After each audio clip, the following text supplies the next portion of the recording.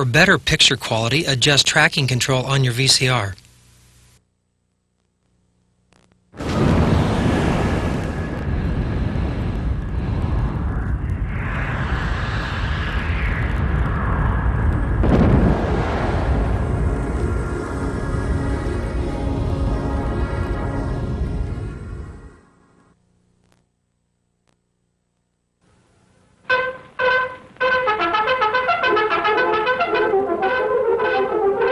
The Lone Ranger.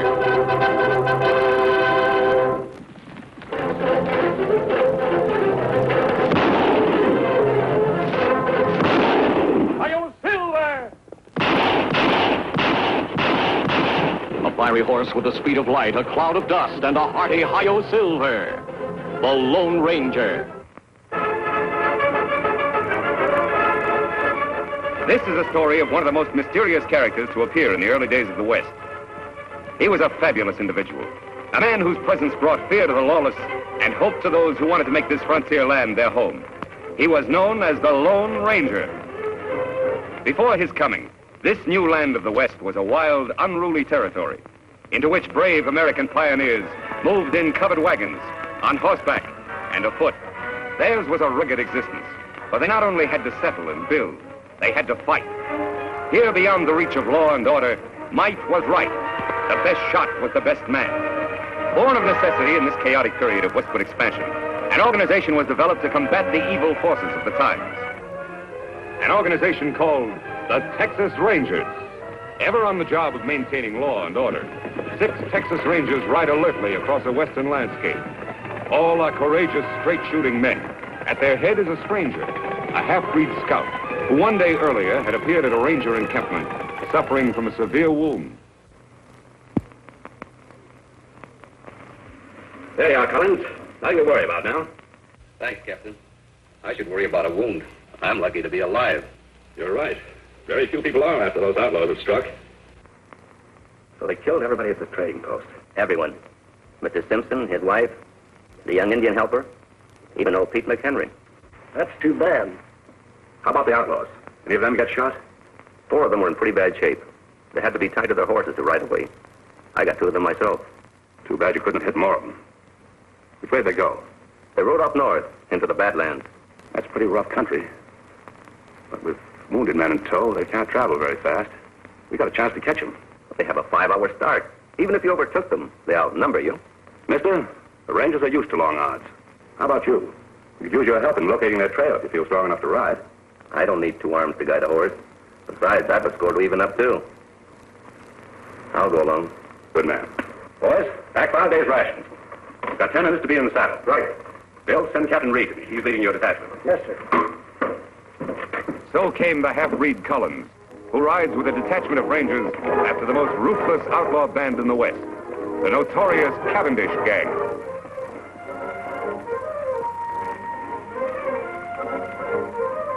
It's their trail, Reed. Yeah. It indicates they're riding slowly as we figured. Yes, it does. Let's go, boys.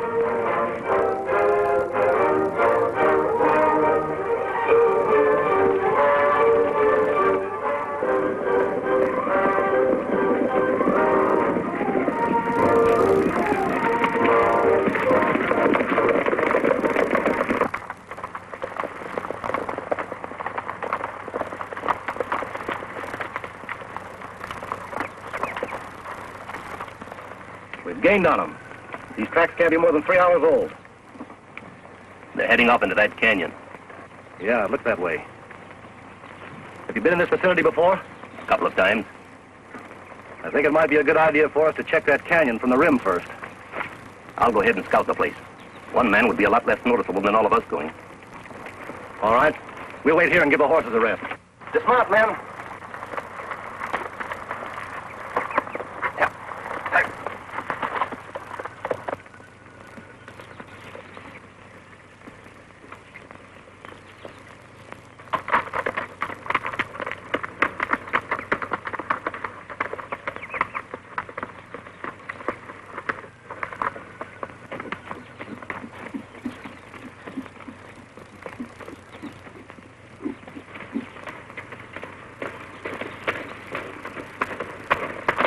Hold it, mister. Reach. Hello, Whitey. Oh, it's you. The new man, huh? Yeah, it's me. How's the plan going? All right. The Rangers are back at the canyon entrance. You think they'll keep on coming? Sure, why not? They're pretty smart hombres, you know. Yeah. We've tried to get them before. Didn't pan out. I wasn't with you then. Where's Cavendish? He's up there a ways. Leave your horse here. All right.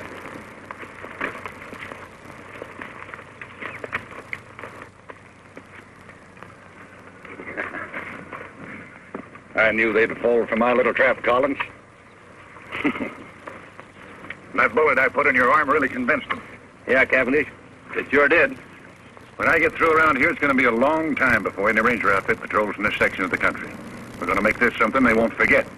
Is the ambush all set? Take a gander over there.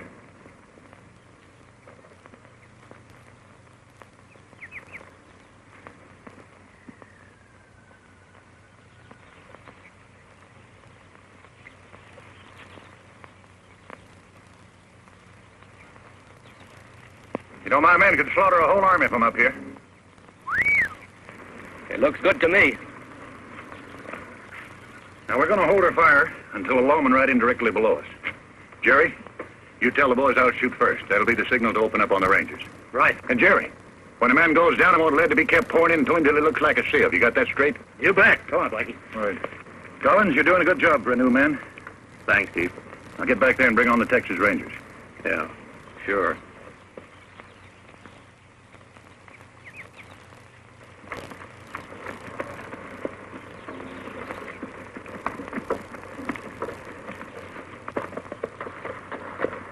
See anything? Yes, but not on the rim. The Cavendish outfit is just leaving the far side of the canyon, about 4 miles off. Are you sure? I saw their dust. Good. Here we go, men.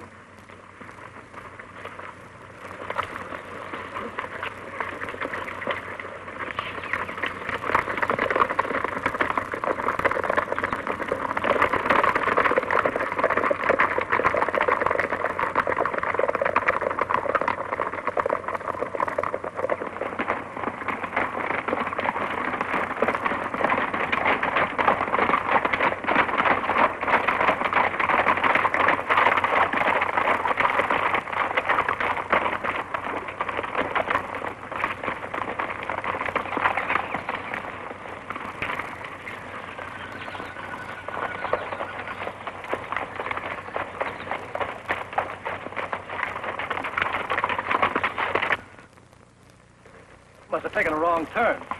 Look up there. It's a head wall. No passage through here. See, where's Collins? He's right behind us a while ago. I saw him. Look! It's an ambush, men. Spread out and find cover, quick!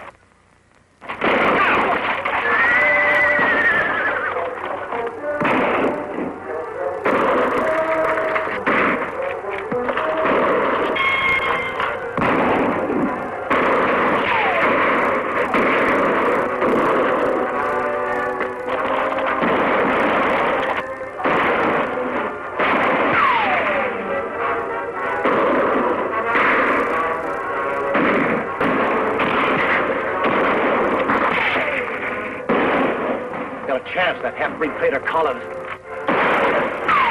Go.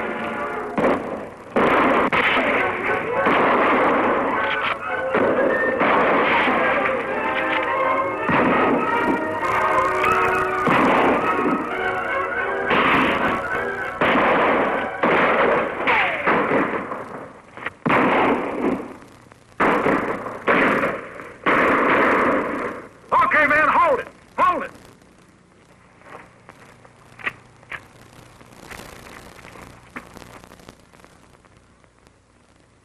Hey, Collins! Yes, Chief? Check those men down there. Make sure they're dead.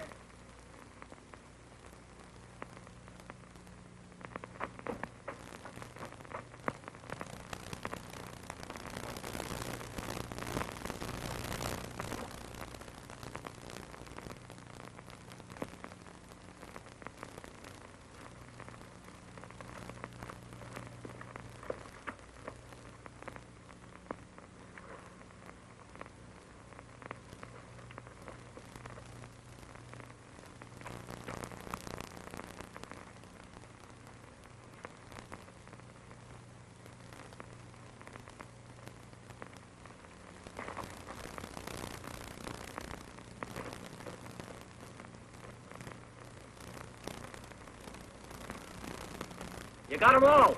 Good. Go on back to your horse. We'll wait for you up here.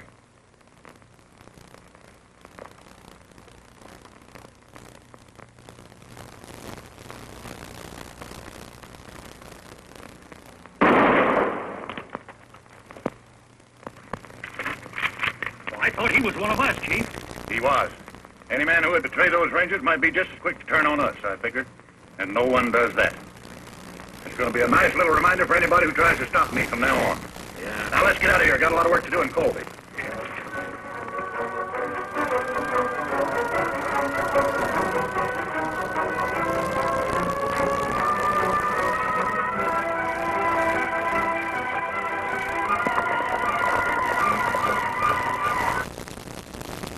Many hours after the Cavendish gang has left the ambush scene, a lone figure moves painfully over the rock-strewn ground. A small spring gurgling in a shady cave is his destination. He alone of the 6 Texas Rangers still lives. His one aim is to reach water and shade. Desperately, he fights off the weakness and loss of blood, which threatens to halt his progress. It is deathly hot. The sun beats down unmercifully. Ahead is that cooling, life-giving water. If his strength can only last. Foot by foot, sheer torture, he pulls himself along.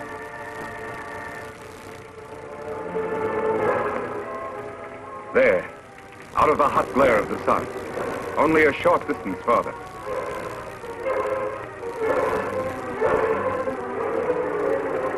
There's the spring. Now his bandana. There. Cold water never felt better. Never seemed sweeter than now.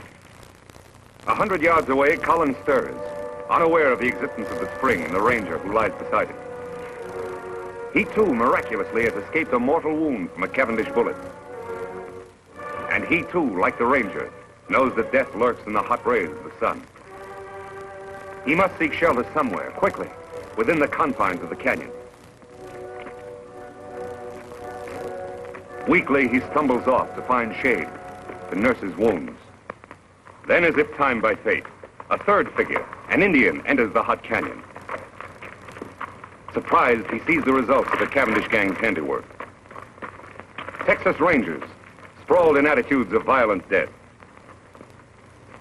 These were men to whom heroic deeds were a part of each day's work. And now their work was done.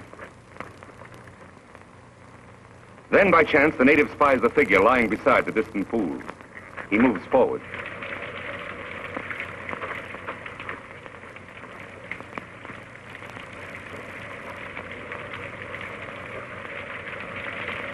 Lie still. He not hurt you.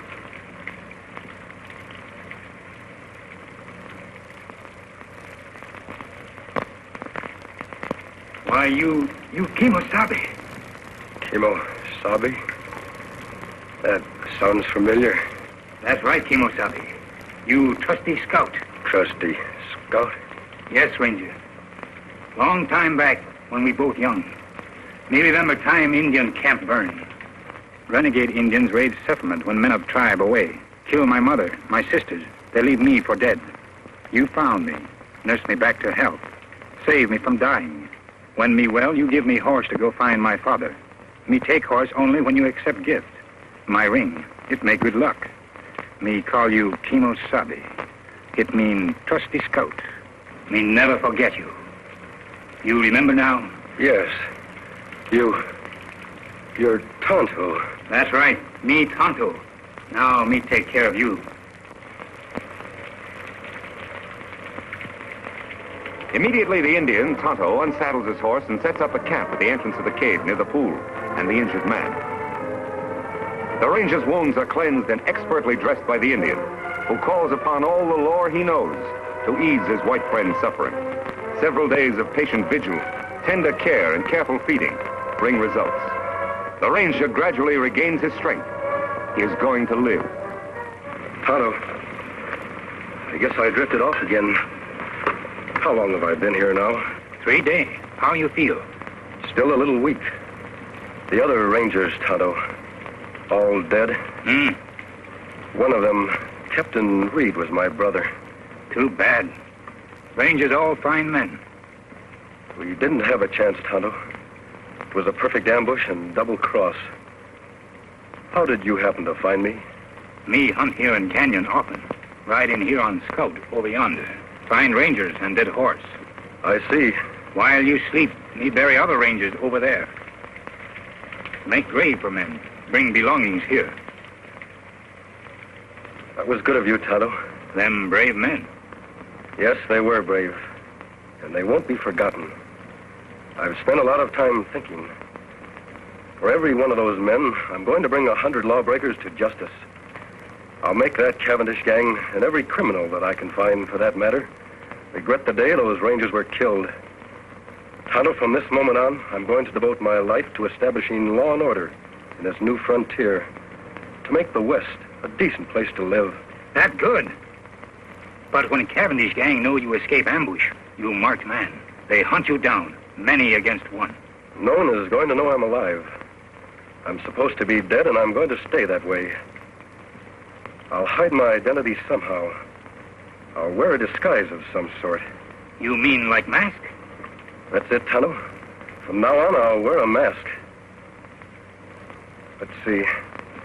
There ought to be some material here I can use. Here. This. My brother's vest. Belonged to one of the bravest of them all. Me help Kimosabe. You rest now. All right, Tonto. Thanks.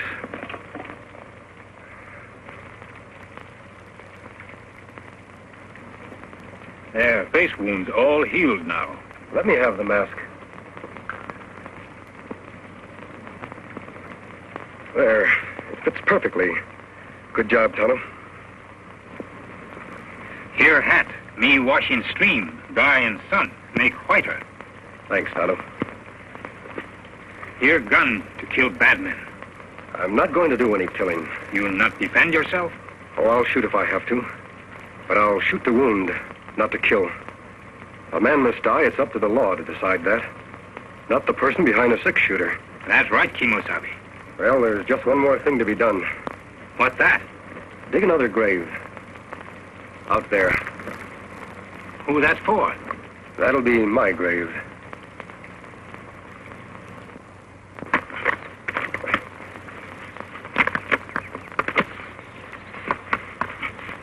There. Just like others. That's good. Only you, Tonto, know I'm alive. To the world, I'll be buried here, beside my brother and my friends, forever. You all alone now. Last man. You are a lone ranger. Yes, Tonto. I am a lone ranger. Kimosabe, me help you fight outlaw. But, Tonto, don't you have a family? Anyone? No. Me lone like you. Me want law here, too. For all. All right, Tonto. You'll be a lot of help. We'll ride together. Me glad, Kimosabe. Me fight good for you. Take cover, Tonto. That's Collins, the man that led us into ambush. Why him shoot? Undoubtedly, he's after your horse. Collins must have been deserted by the outlaws. He's probably been making his way to that vantage point for some time now. Why him go there, Kimosabe? He knows the only way to get Scout is to kill us. He is well protected up there. What we do now? I'm going to keep him back under cover while you make a run for Scout.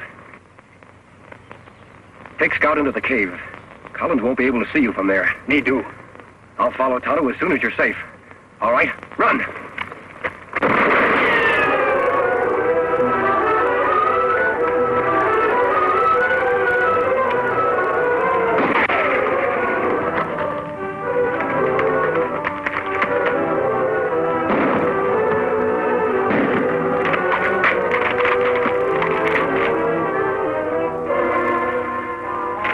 Did you hit him? No, Tonto, I didn't try. We're going to capture him alive. That hard. Him in good spot. Yes, but I have an idea how we can do it.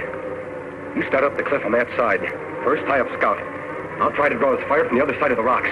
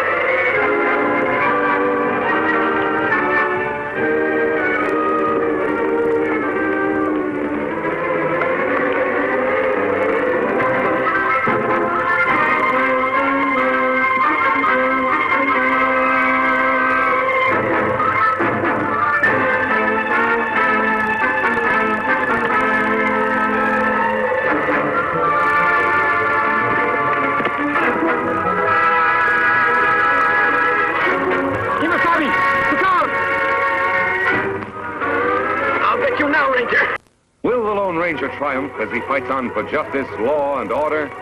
Be sure to be with us again.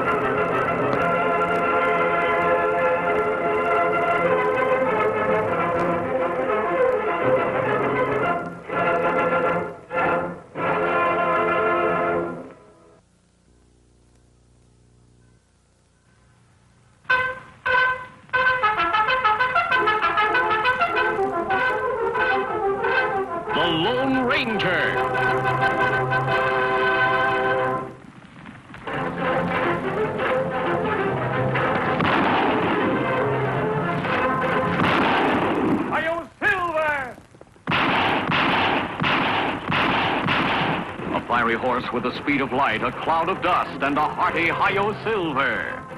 The Lone Ranger.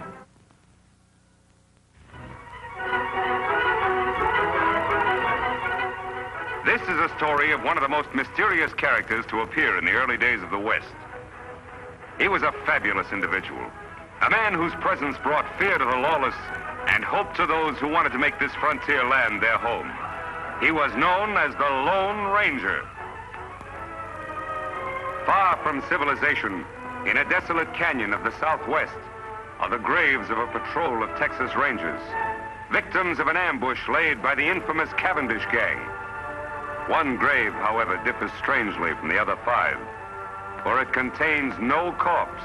Now on the canyon walls, a desperate battle is being fought. Vince Collins, a member of the Cavendish gang, fights 2 determined men whom he has just tried to betray. One is a masked man, the Lone Ranger, who built the empty grave to conceal the fact that he still lives.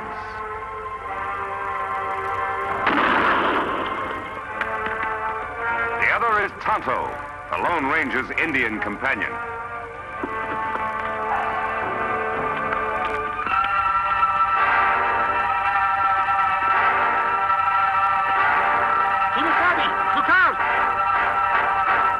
Get you now, Ranger.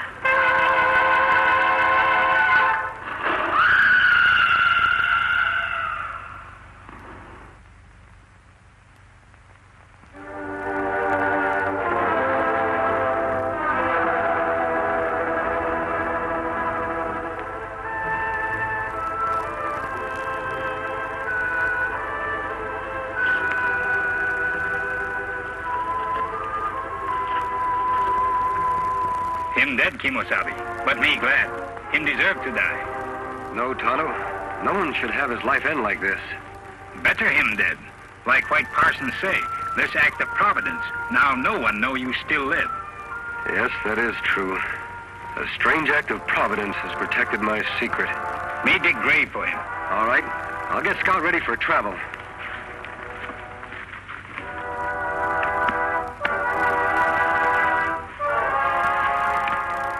Fella.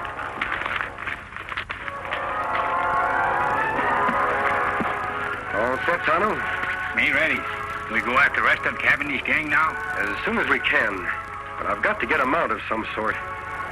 We'll head off toward Wild Horse Valley. Here, take Scout. On, boy. For 2 days, the Lone Ranger and Tonto traveled toward the remote valley of Wild Horses, where a particularly sturdy breed of horses lives, unknown and unmolested by the hunters of the West. Later, at the entrance to this valley, the Lone Ranger and Tonto hear sounds of a furious battle.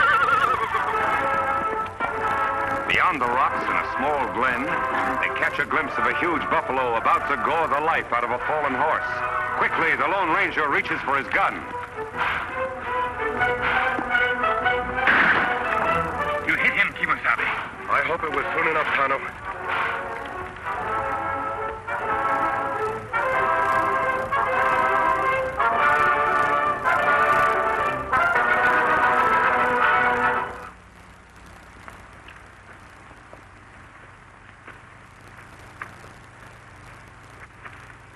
Buffalo dying. Horse look bad. Me shoot him? No, Tano. I'm going to try to pull him through. Well, old fellow, you're in bad shape. A lot of bumps and bruises. Tano, get some rags from the supplies and bring the canteen. Me do. So, in an instant, the Lone Ranger has made a momentous decision, for he has recognized the sterling qualities of the animal he has saved. For some time, the masked man in the Indian camp beside the wounded horse, tending his battle hurts and caring for him as best they know how. Now, human hands have done all they can to help nature in healing the animal's wounds. Me get bridle and lariat. Him run away. No, wait, Tano.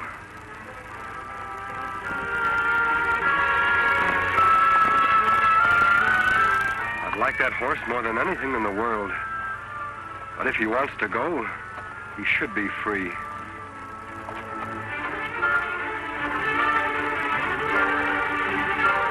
Him a beauty. Like mountain with snow.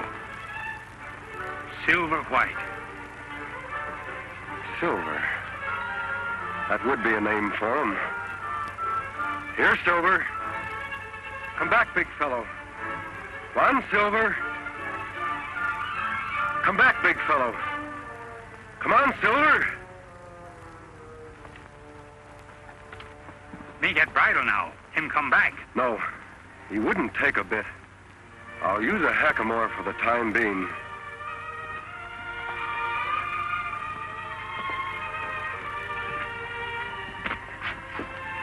Won't be as strange to his head as a bridle.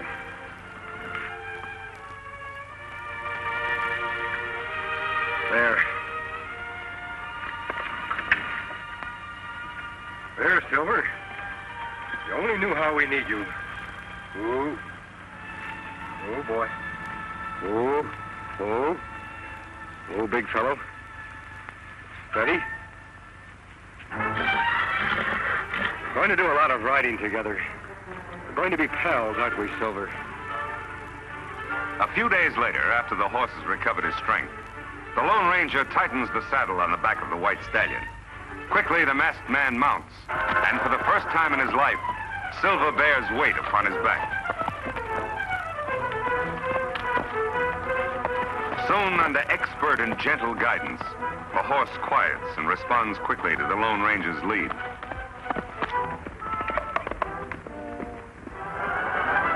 Later, the hackamore is exchanged for a bridle and bit. Here is no conflict between animal and master. Here instead is a partnership between horse and rider. The Lone Ranger and Silver accept each other as equals.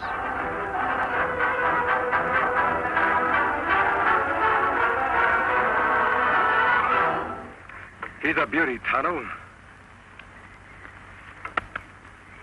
A dream horse if I ever rode one. Him and Scout good friends. Yes, they'll do a lot of riding, side by side. Me got everything packed. Here's saddlebag. Here, blanket. We ride after Cavendish gang now? Yes, Tano. They were headed toward Colby. Then, too, there's an old-timer there I want to see by the name of Jim Blaine. All right, let's go.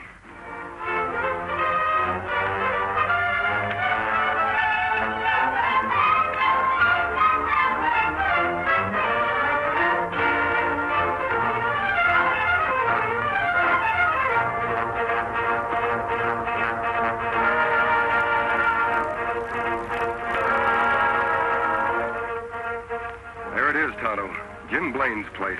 Look like him got company. We will wait until the caller leaves before we drop in. It's nice seeing you, Judge. Be seeing you next week, Jim. Look, the side of the house.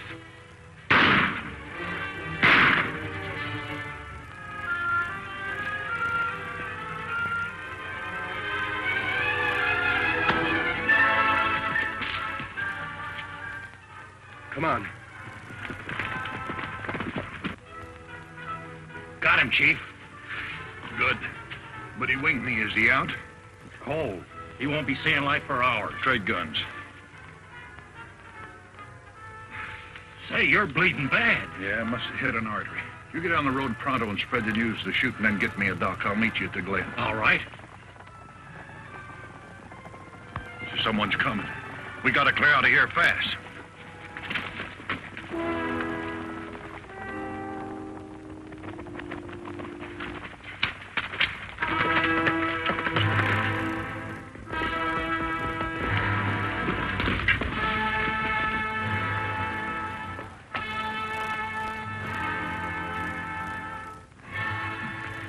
Him dead yonder, Kimosabe. How's Jim? He's had a hard knock. Me thought maybe murders killed Jim, too. They could have, Tonto. But for some reason, they wanted Jim to be found here alive. He's coming to. Help me carry him to the porch. So that's why I'm after Cavendish, Jim. The reason for the mask.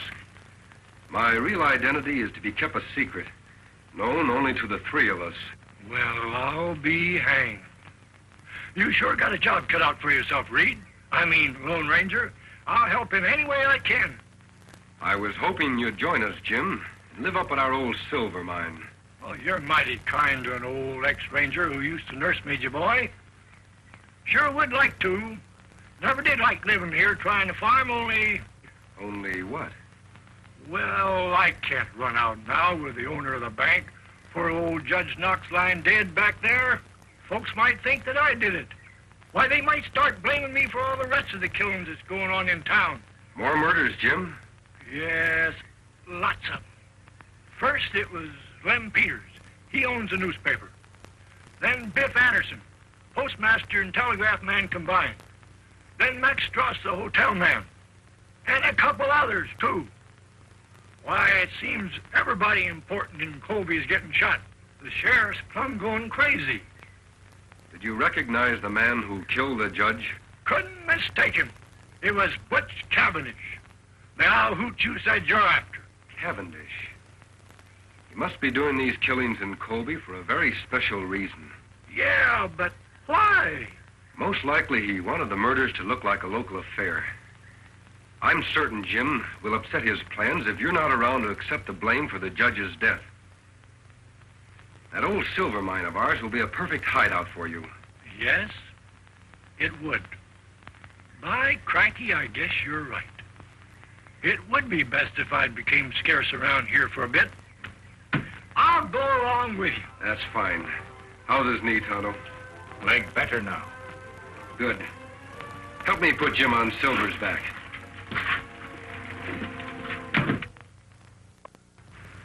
A few hours later, after a tedious ride over winding trails and unknown paths, the Lone Ranger, Jim, and Tonto approached the site of the secret silver mine.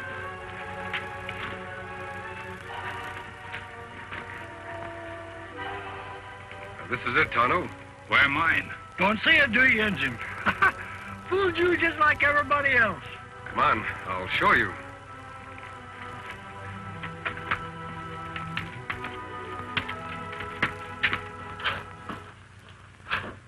Here we are, Tonto. It must have been 10 years ago that my brother, old Jim here, and I discovered the mine and built this shack. 9 years ago this spring. Still no see mine. Over here, Tonto. It's under the bunk. There. Yep, one of the richest veins of silver ever found in these here parts. I never thought I'd care about digging up the ore. That is, until now. Water there, too. That's a spring we were cleaning out when we found the vein. We drained the water to get to the silver ore. Jim, you and I can fix up this place while Tonto goes into town for the sheriff. His name is Taylor, isn't it? Yep, old Two-Gun is still on the job. All right, Kimosabe. When you find the sheriff, tell him you know where Jim Blaine is. He'll come with you. That's good. Me go now. The shack seems to be in pretty good shape. I'll be as snug as a bug. All I want out of this place is enough silver for some immediate needs. Other than that, all you can dig is yours. Oh, now I couldn't. You're entitled to it, Jim. You'll have to do all the work. You know, I could refine a little ore right here. That's just what I want you to do, Jim. Then in the future, whenever Tonto and I come back here, we can get the pure metal for money and bullets. Bullets? Yes. I want some of the ore cast into silver bullets. Thunderation, what's the matter with lead bullets? They'll kill just as well as... You forget I told you I vowed never to shoot to kill. Silver bullets will serve as sort of a symbol. Tonto suggested the idea. Symbol? Of what? A symbol which means justice by law. I want it to become known to all who see the silver bullets that I live and fight only to see the eventual defeat and the proper punishment by law of every criminal in the West. By criminy, I think you've got something there. And I'll mold you all the silver bullets you want, Ranger. But from what I know about this here country, there'll be an awful lot of silver shot up before you're through. I hope not, Jim. We have a lot of metal here for that purpose, if we need it.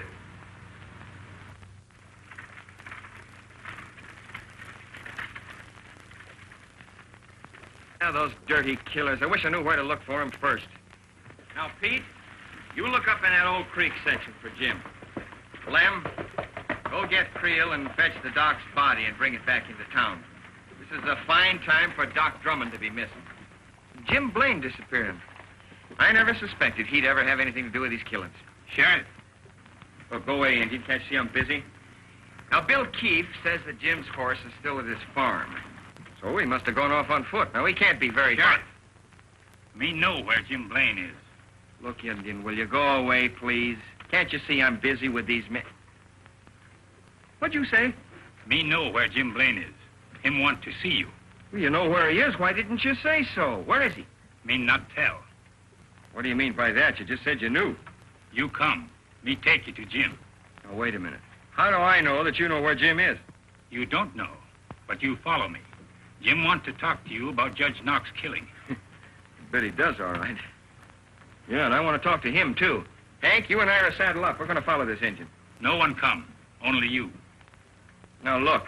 You don't think I'd be silly enough to go with you alone, do you? Me think so. You brave lawman want to solve mystery. If you're right. Well, maybe he's right, huh?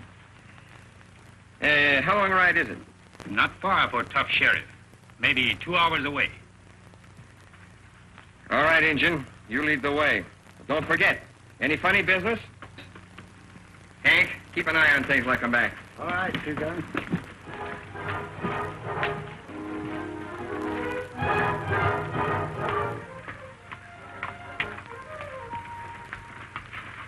Just a minute, stranger. Down the gun, Sheriff. I can explain. Howdy, Two Gun! Jim, what the Sam Hill's going on here? Who are these people?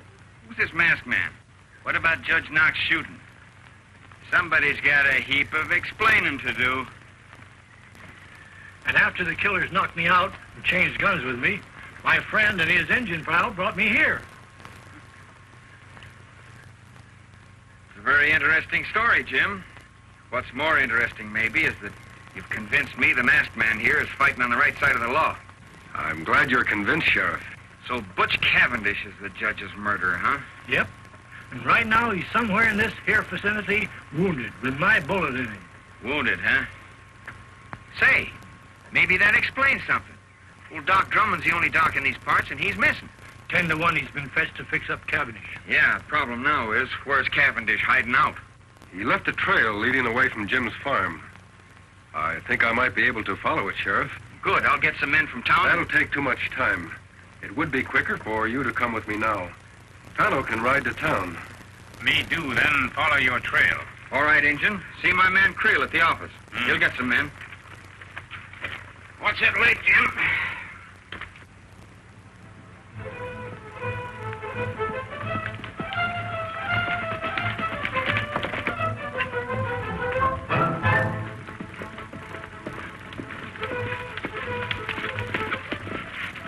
Look here.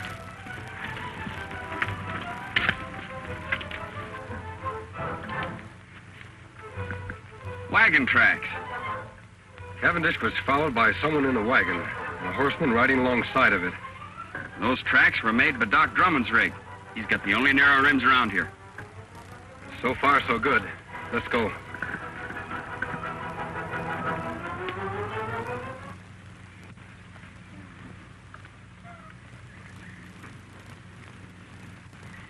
Oh, Doc, take it easy. Well, I'm doing the best I can. There it is. All right, get on with the bandaging. I'm in a hurry. What's the matter? You scared of something like maybe the sheriff will find us?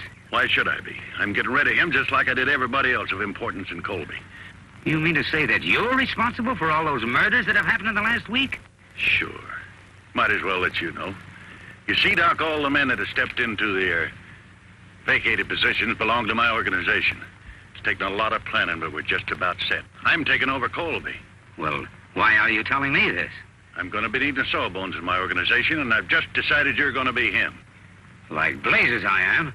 I'd die before I'd help a pack of coyotes like... What was that? Doggone nag. Think they heard us. Somebody over there. Give me that gun. I'll cover the dock. You boys get over there and find out. Here they come. Take cover.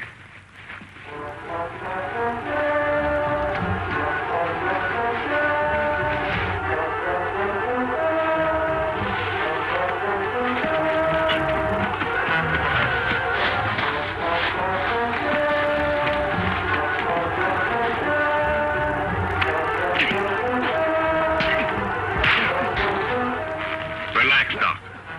Whatever's going on out there, my man will take care of it.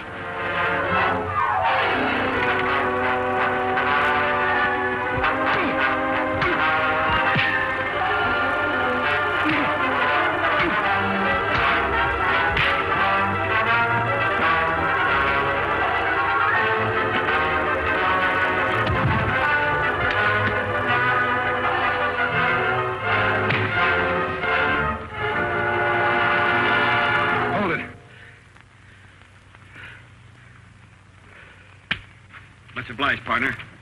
Watch these men, Sheriff. I'll go help the doc. Jerry! Pike! What's going on? Answer!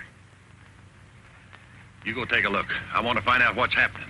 But don't run. I've got this on your back.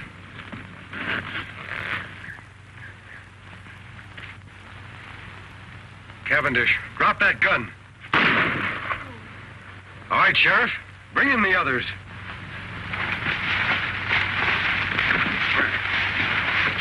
You all right, Doc? Yeah, I'm all right. Who's the masked man? He's on the side of the law. Well, this crook was going to take over Colby. He admitted all those murders. We know, Doc. We overheard him. Sheriff, you can take Cavendish to town in Doc's buggy. These other three will tie up and put on their horses. Doc, do you know where their mounts are? Yes, behind the rocks over yonder. Thanks. Here you are, Doc. Watch these owl hoots close while I tie them up. Yeah. I hope they do make a move, especially this one. Remember this, boys. I'm not in jail yet. Shut up. Working your mouth is making a move. Come on, Silver.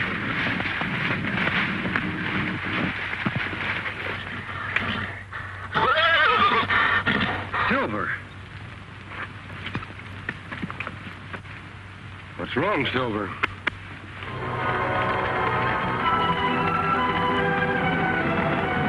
Those are my men. I knew they were due here about this time. So you thought you had me, Sheriff. Well, you haven't.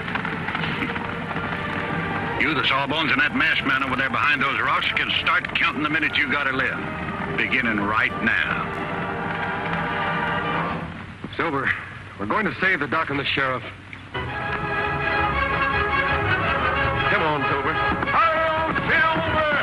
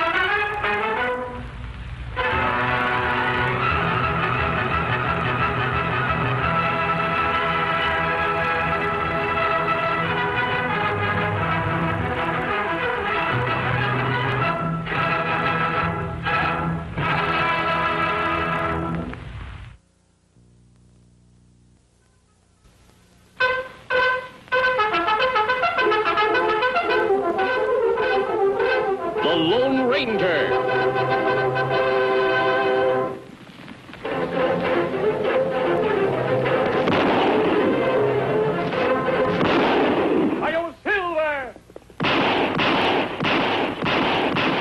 A fiery horse with the speed of light, a cloud of dust, and a hearty Hi-Yo Silver. The Lone Ranger. In a shady glen 10 miles from the western frontier town of Colby, there is a strange gathering beneath the trees. Taken prisoner is Butch Cavendish, notorious leader of an outlaw gang, a man who recently murdered several officials of Colby and replaced them with his own men as part of his daring plan to take over the town. Prisoners also are 3 of his henchmen. Sheriff Two Gun Taylor has come upon the outlaw chief and his men as Cavendish was being treated for a bullet wound by Doc Drummond, who had been abducted from town to perform the job. While waiting for his Indian friend Tonto, who was sent to town for help, the Lone Ranger is untying the outlaw's horses when Silver, his own mighty steed, hears a strange sound. What's wrong, Silver?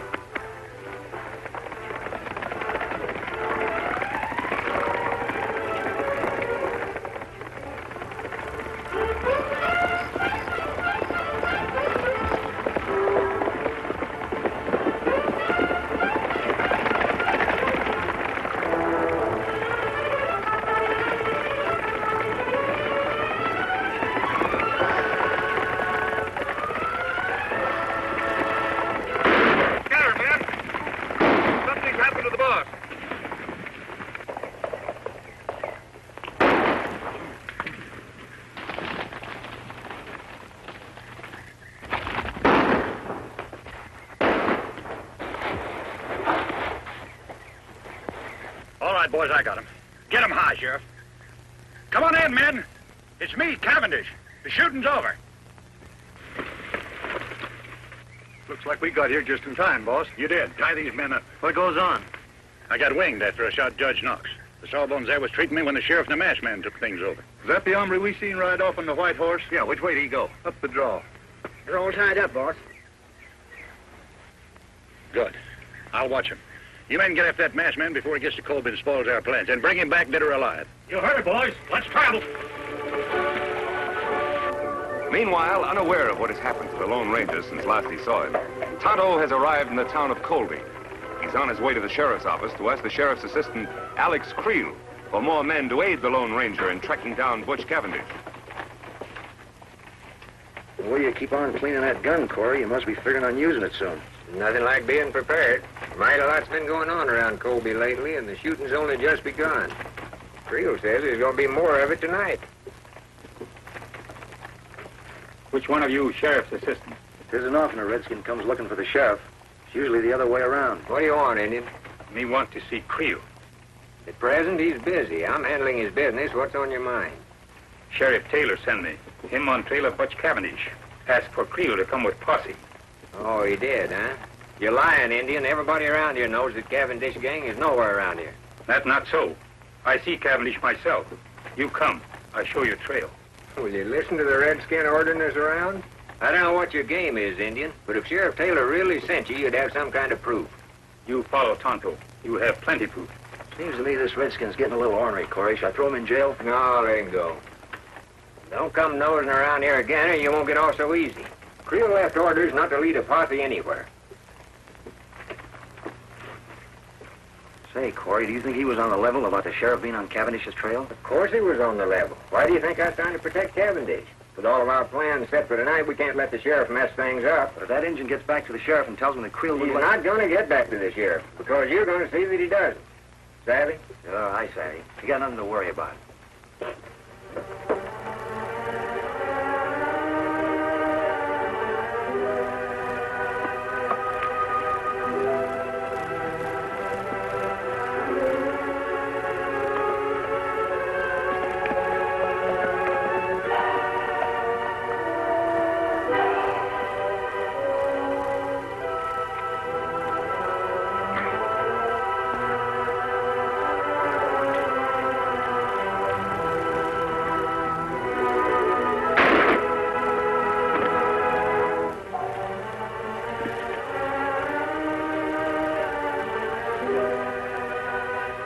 Nothing like making sure, Injun.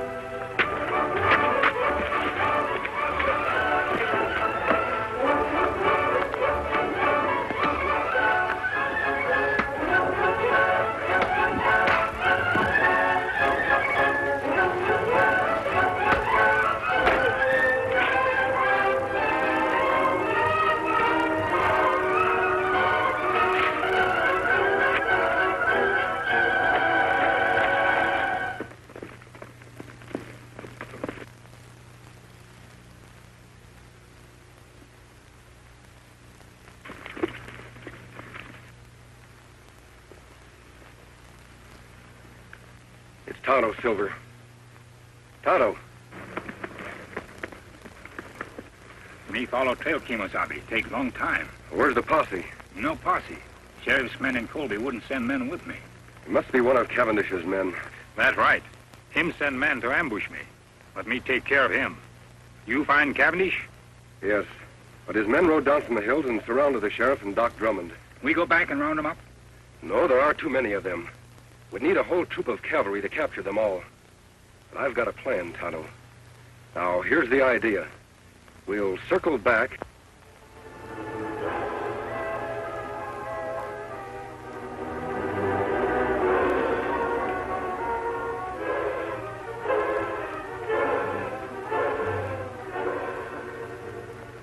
That's Cavendish's horse. He must still be here. The rest of his men are out looking for me. Where Doc and Sheriff? Over in the glen behind the brush. Come on, Tonto.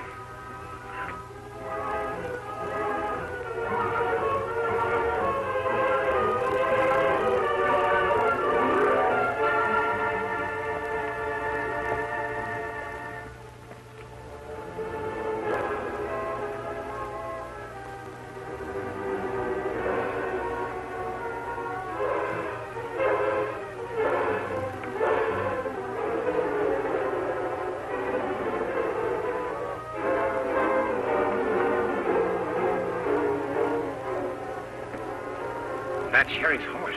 Yes, Tonto. He still must be here with the doc. I imagine that Cavendish is watching our friends until his men return. We'll sneak up to the glen. If Cavendish is there, I'll want to surprise him. Then you know what to do. A hoot owl. Me understand. We'll leave our horses here.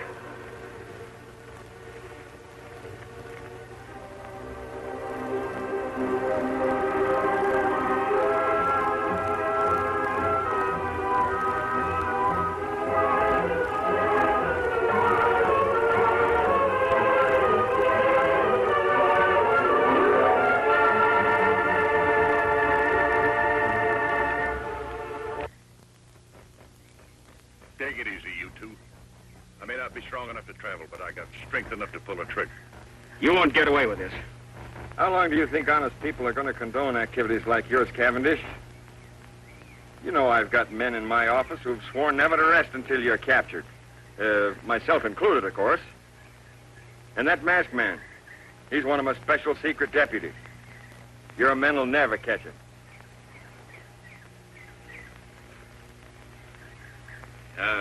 You know, Cavendish, the doc here and I and the masked man, we know a lot more about you than you think we do.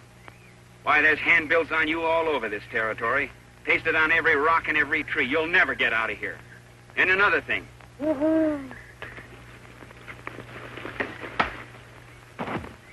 Attaboy, stranger. You're a sight for sore eyes. Yeah. I thought we were goners. Who's the Indian? He's my friend.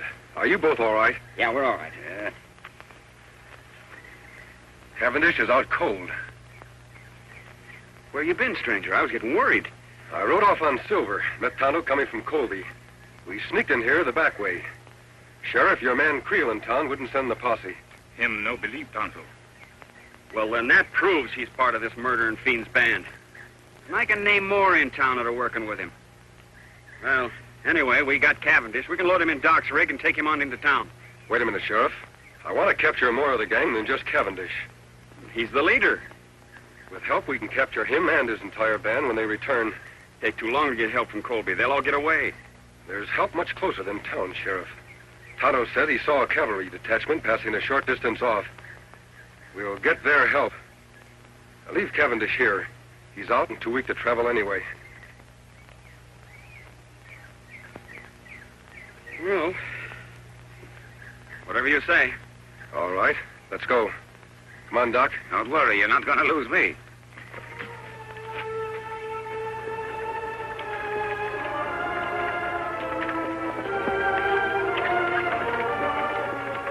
Which way to the cavalry, mister? Take the right fork and circle back to Colby. To Colby? What about the cavalry? There are no cavalry. Thought you said they're passing through hereabouts. What I said was for Cavendish to hear. But he couldn't hear anything. He was unconscious. You should have examined him when I did, Doc. He was faking. Well, if there's no cavalry, just what in tarnation you aiming to do? I'm trying to delay Cavendish's plan, Sheriff, to gain time. We have a lot to do tonight in Colby. All right, Doc, let's get on with it. All right.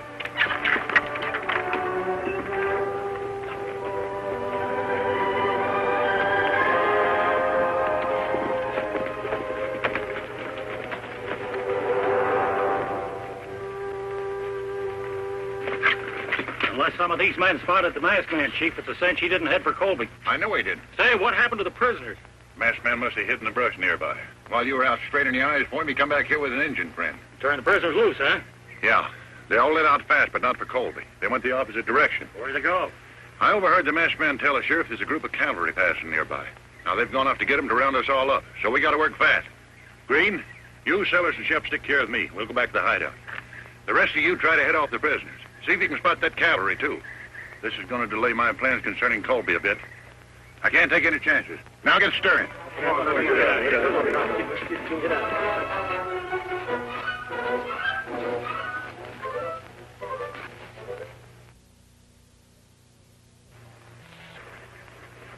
I sure hope Cleo didn't see us come in here. The sheriff's office is practically next door to mine, and I noticed the lights were still on. That's all for the good, Doc. It will give Tonto a chance to sneak over there and see if anyone else is in the office with Creel. While he's gone, we can make up that list of the names of the people we want to surprise. Me go now, Kemosabe. Be careful, Tonto.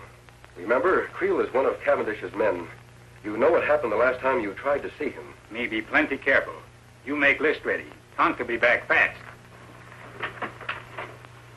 Are we sure that we hid your horses and my wagon far enough out of town? If anybody gets wind we're here, there'll be trouble. If we act fast enough, nobody will have time to stop us. All right, Sheriff. Write down the names of the new men in town. The ones who've been taking over all the top jobs. Well, first of all, there's Creel, of course. Put his name at the head of the list. If we take the jail first, we'll have a place to lock up all the others. Then there's Keeler. He took over the bank as soon as the judge was murdered. Keeler. Yes, old Jim told me about him. Yeah, and what about Ince? He was put in charge of the telegraph office mighty sudden. Ince, I've heard of him, too. Then there's Jessup. He's that new gunsmith. And Peters, Dude, and Corey. Well, Tonto, what did you find out? Me take Pete to window of sheriff's office. See Creel in there with one man. Just two of them, eh? All right, Sheriff. Doc, we'll start with Creel and his friend. And if everything goes well, we'll end up with the whole Cavendish gang. All right, come on, boys.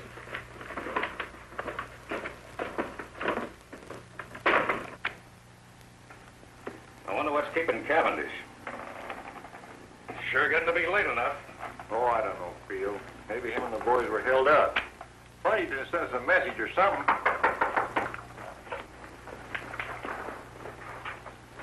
Who is it? It's me, Doc Drummond. An emergency. Doc, I thought you was out of town, too. Quiet, you two. Keep your hands high. Say, what's going on here? Plenty, Creel. Tonto, get Red's gun. We have reasons to believe you two are working for Butch Cavendish. And I've got an idea those credentials you showed me to get your job were forged. Now, wait a minute. You can't prove Shut it. up. Get in that cell. You too, Red. Two-Gun, give me that list you made of Creel's pals. Betcha. All right. All right, Doc. We've got to hurry. It's getting light outside. Come on, Tonto.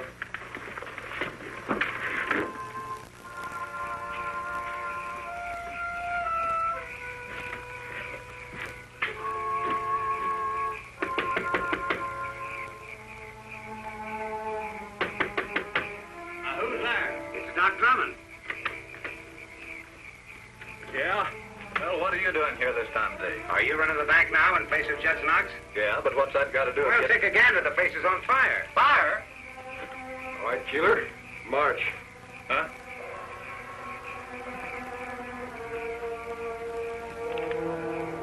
Keeler, check.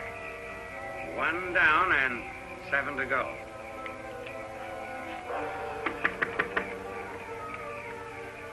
Are you the gent that took over the telegraph office when Biff Anderson got his?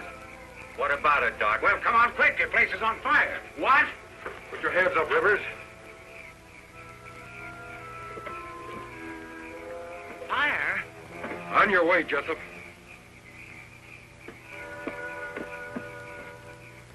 No trace of the masked man and his friends, huh? No, we spent the whole night looking. What about the cavalry? Must have gone through here awful fast, Chief.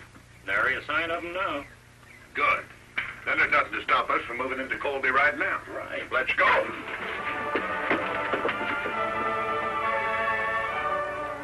All right, men. You heard the masked man. Everything goes as we figured. We'll have the Cavendish gang locked up by sundown. Tonto, are your men all set? Yes, Kemosabe.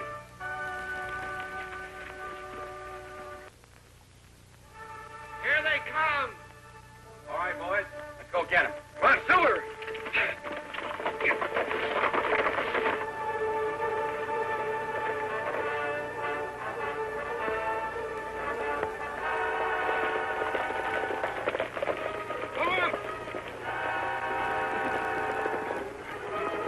They're from Colby.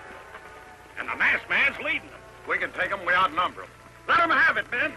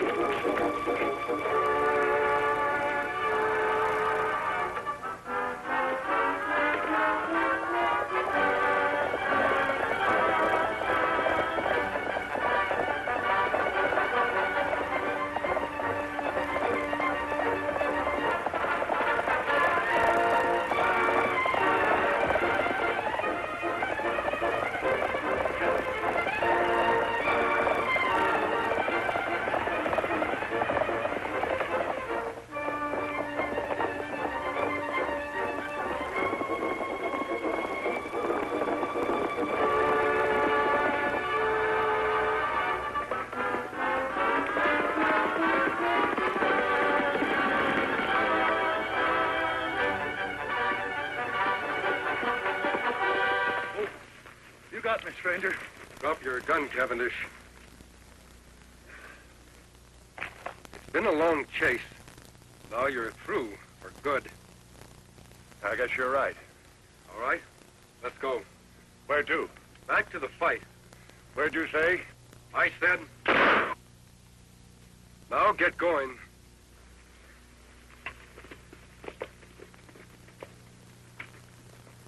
Name. Wild Jim. Take it easy. Put him in one. Name. Shorty Bush. Finally got you, huh? Put him in two. Let's go. I'm going. Name. Dick Lambert. One. Okay. And I want to tell you that the whole town of Colby is proud of you, Two Gun. Well, I appreciate that a lot, Jim, but we had very little... Jim, come now, Sheriff. Here he is, Sheriff. Hello, Cavendish. Didn't think you'd catch him, partner. Now we got the whole dang bunch. You and your men are to be congratulated, Sheriff. Thanks. But if it hadn't been for you, we'd have gotten nowhere. I'll be with you in just a minute. I'll take care of this one personally. Come on.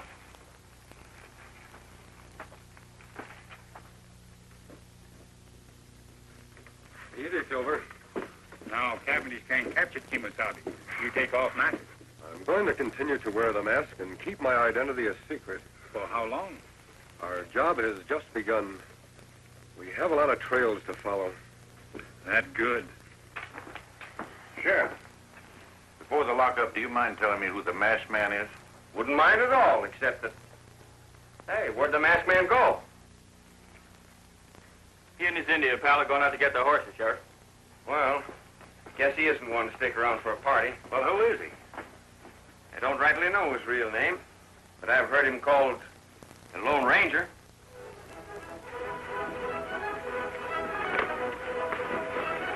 Get him and scout!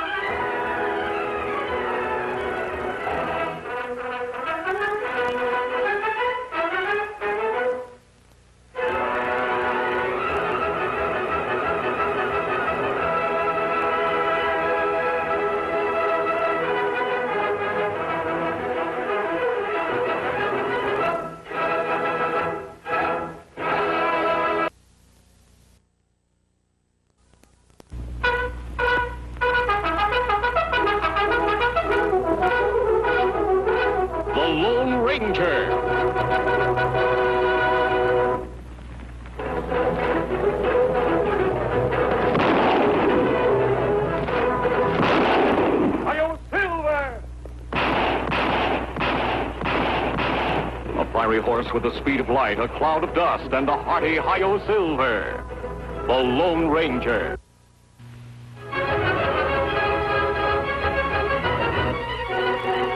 This is a story of one of the most mysterious characters to appear in the early days of the West. He was a fabulous individual, a man whose presence brought fear to the lawless and hope to those who wanted to make this frontier land their home. He was known as the Lone Ranger.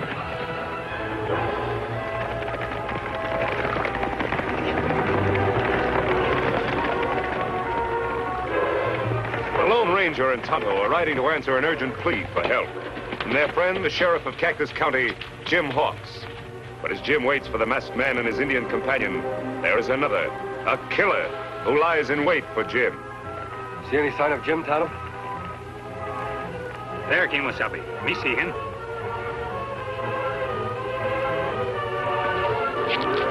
Tonto, look.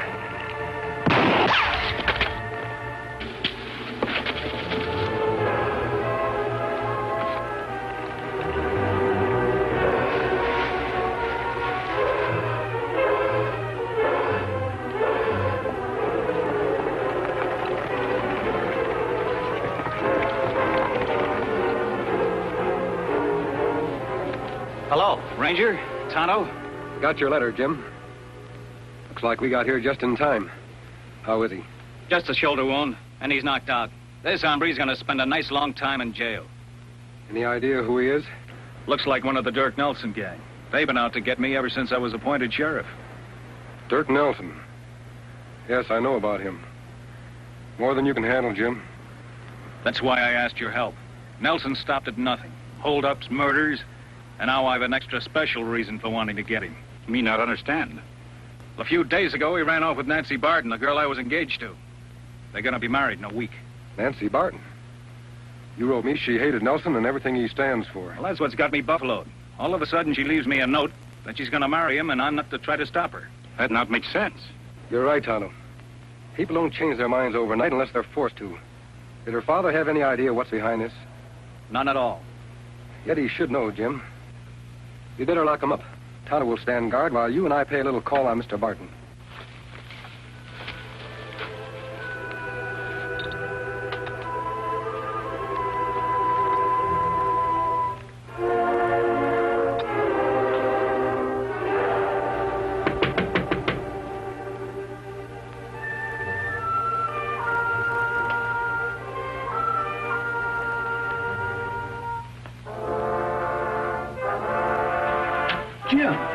Hello, Mr. Barton. Don't let the mask frighten you. This is a friend of mine. Howdy. Of course. Any friend of Jim's is always welcome here. Right this way.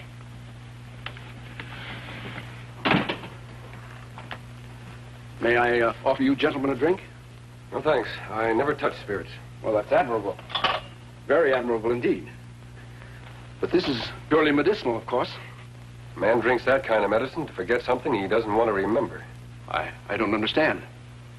I have nothing to forget. And perhaps you have something to remember. Why did your daughter run off with Dirk Nelson? Well, a woman's privileged to change her mind, I guess. Besides, she knew Dirk when I was working in Centerville. What kind of work, Mr. Barton? A bank. I was a teller. A Centerville bank. That was one of Dirk Nelson's biggest hauls. Everyone said it was an inside job. What are you implying, sir? Nothing, Mr. Barton. Just that I know someone inside that bank helped Dirk Nelson pull off that job and got paid very well for doing it.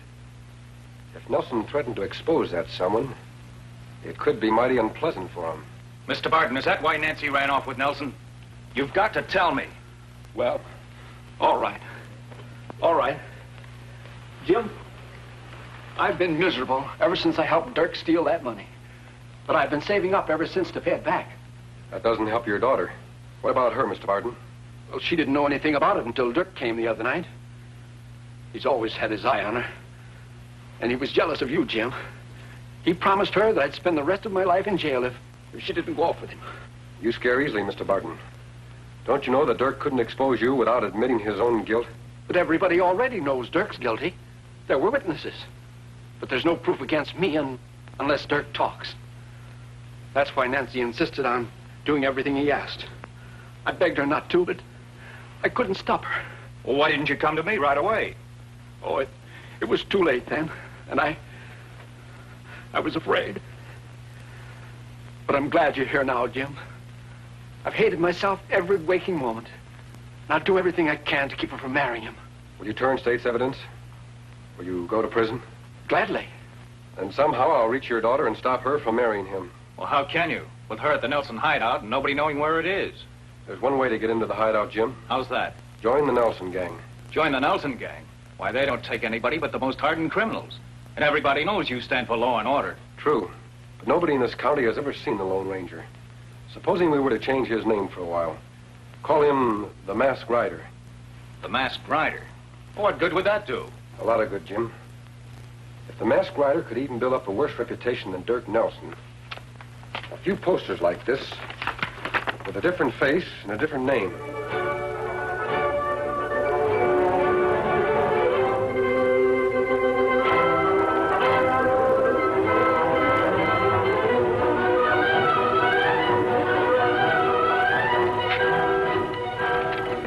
I'm sick of reading about this Masked Rider. Who is he anyway? I don't know who he is, Dirk, but the sheriff seems a lot more anxious to catch him than to catch you. Can't say that I blame him, boss. Every holdup we've tried to pull off lately, he's been there ahead of us. I sure wish he was working with us instead of against us. If you're so anxious to have him join the gang, why don't you find him and bring him in? The fool could do twice as well taking orders from me. Stagecoach coming, boss. Good. Right on schedule. This is one time the Masked Rider's not going to beat us to the job. Take cover.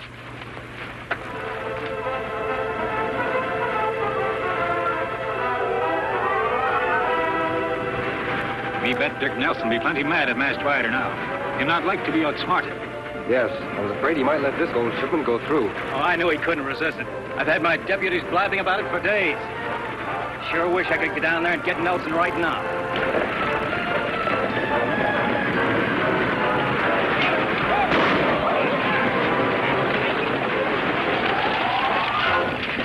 All right, you throw down that gold and be quick about it. Sure, mister. Don't shoot.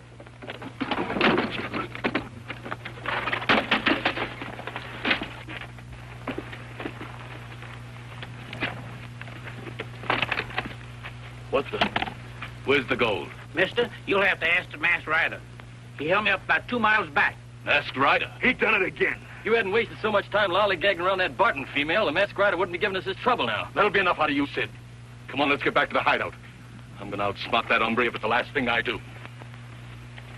Outlaws plenty mad they not find gold. By the way, Jim, what did you do with the gold I was supposed to have stolen? I fixed it with old Luke, the driver. He sent it on ahead by special messenger. What we do now, Kimasabi? I think it's time for the masked rider to join the Nelson gang. After what happened today, they should welcome him with open arms.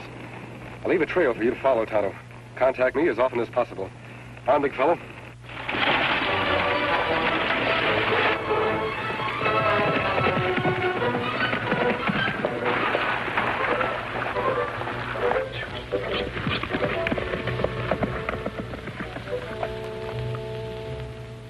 I'm sick of standing guard. The way things have been going around here, there's nothing left to guard anymore. Put up your hands. I said reach. Say, what is this anyway? Hold up, mister. Give me your money. Money? Mister, do you know who we are? I don't care who we are. Just hand over your cash. I reckon this hombre don't want to live too long, Sid. There's a lot more than 2 of us around here, mister. Didn't you ever hear the Dirk Nelson gang? Dirk Nelson? Why didn't you say so? I've been looking for him ever since I hit this territory. Say, who are you anyhow? You ought to know. I'm the one man the sheriff wants more than Nelson. Sid, this here hombre's the masked rider. That's right.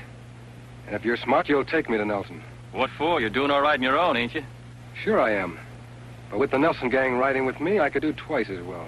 That's right, Sid. With him on our side, we could tie the whole territory in knots. Not so fast, Wes. We can't take him into the hideout with us. We don't know nothing about him. Didn't Dirk say to bring him in if we could ever find him? Come on, mister. I'll take you to him. I still say you're crazy, Wes. How do we know we can trust him? How does he know he can trust us? All right. But remember one thing. Once you go into the hideout with us, you're one of us. Any fancy tricks and you don't come out alive. Come on, let's go. Fine, big fellow.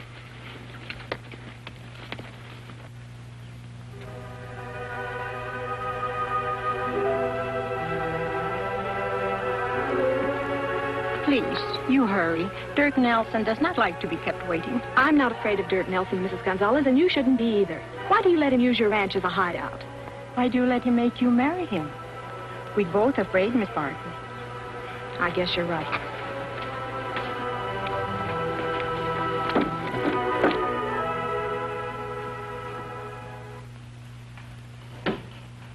Yes? You sent for me? Yeah. All right, Mrs. Gonzalez, get out of here. I've got good news for you, Nancy. I'm fixing for us to get married Saturday, 2 days ahead of schedule. How does that sound? I gave my promise. I don't see what you females see in sheriffs anyway. They don't make hardly any money. Jim Hawks is honest, which is something you wouldn't understand. Oh, now, wait a minute, Nancy. I'm not such a bad guy. You just got to give me a chance. You can force me to marry you, Dirk, but I'll go right on hating you. Wonder who that's with us. Hey, Dirk. Come on out. Someone here to see you. Who's that with you? It's a masked rider. What's the idea of bringing him here? It was your idea, Dirk. Wouldn't you rather have him with us than against us? Only if I'm sure that he is who he says he is. That could work both ways, mister. How do I know you're not somebody else? You talk mighty big. But for 2 cents, You'd what? Jumping polecats. He outdraw Dirk. You see that? You're mighty fast with those guns.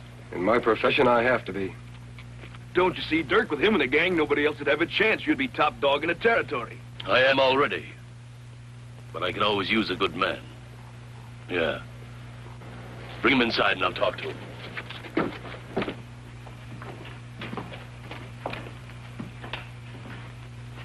You take big chances, mister. Now that you're here, what makes you think I won't have you killed?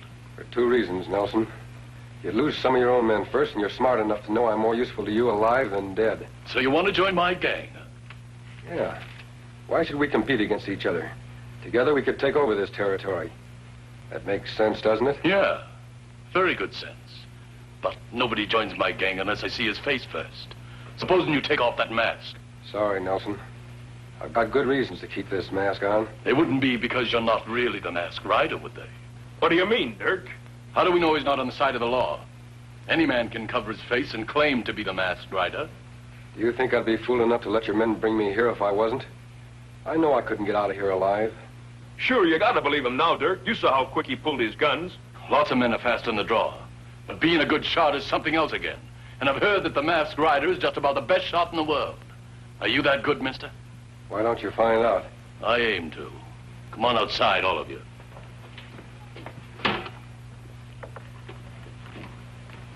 Miss Barton, I come from Jim Hawks.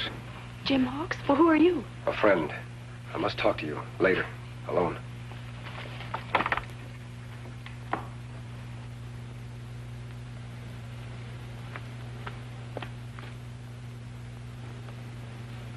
There you are, mister. If you can hit any of those cups at this distance, I'll believe you're really the masked rider. What if I break all four? All four? Nobody's that good. What's the matter, getting cold feet? You want me to move back further? No. No, this'll be all right.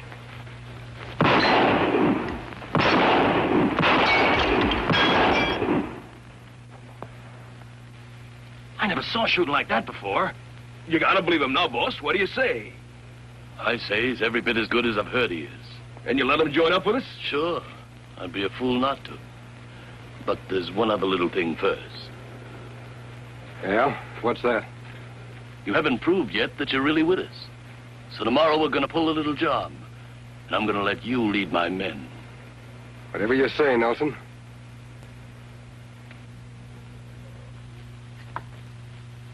I've got it all worked out, men. The gang will hold up the stage tomorrow morning just inside Eagle Pass. You mean you're really going to let him lead the gang, boss? I sure am. He'll be riding right at the head of it. Well, what about you? I'll be in the stagecoach with the other passengers. Say, that's sure smart, boss. Then you'll have the drop on him from the rear when we surprise them in Eagle Pass. It's not them I'll have the drop on. It's the masked rider.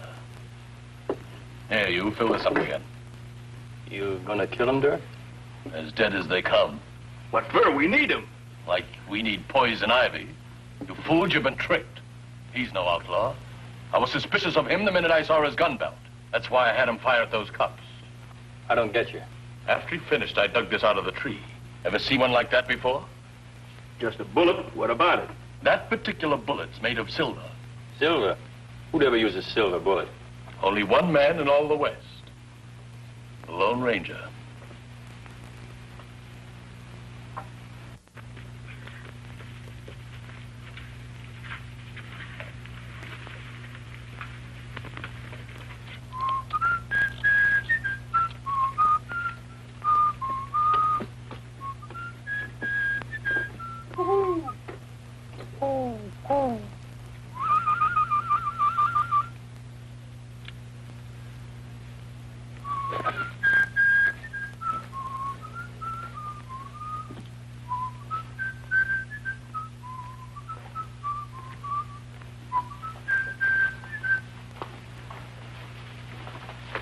Me here, Kimasabi.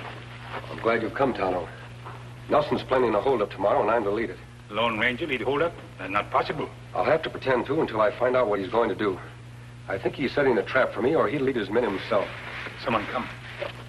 Oh, Miss Barton. I saw you from the house. Who's the Indian? This is Tonto. He always worked with me. Why did you follow me? Mrs. Gonzalez heard Dirk talking. You're to hold up the stagecoach at Eagle Pass tomorrow morning. Dirk will be riding in the coach. He plans to shoot you. So that's it. Thanks for the warning. This girl Jim want for wife? Yes, Tonto. What are you talking about? I'm marrying Dirk Nelson. You won't have to, Miss Barton. Your father told us the truth. The truth? Does that mean he'll go to prison? He promised to return the money he stole and give evidence against Nelson. We hope the jury will be lenient. I guess I was stupid to do what I did, but Dad's not really a criminal, and I had to protect him somehow. Two wrongs don't make a right, Miss Barton. Did you think your father would be happy knowing you were married to an outlaw? It's your happiness he wants. Then I can go back to Jim? No, you can't. What do you mean? If we're going to outwit Dirk Nelson, it's important that he doesn't know his plans are changed. You're part of those plans. I understand. I won't leave. What we do? Tano, tell Jim Hawks and his men to be at Eagle Pass tomorrow morning. But you, Kimasabi, you ride into trap Nelson set for you? Yes, Tano. I'll ride right into it. And you'll be there to watch. I wish the Lone Ranger's Indian friend would get back. Do you think anything could have happened to him? Tonto can take care of himself, Mr. Barton. If it's possible to contact the ranger, he'll do it. Well, I hope it's not too late. Nancy in that outlaw's hideout all this time. I'm going to try and find her myself. We won't help any by losing our heads. The ranger's risking his life to save your daughter. And the least we can do is stay here and wait for instructions. I'm sorry, Jim. I'm sorry. You're right. I ought to be grateful.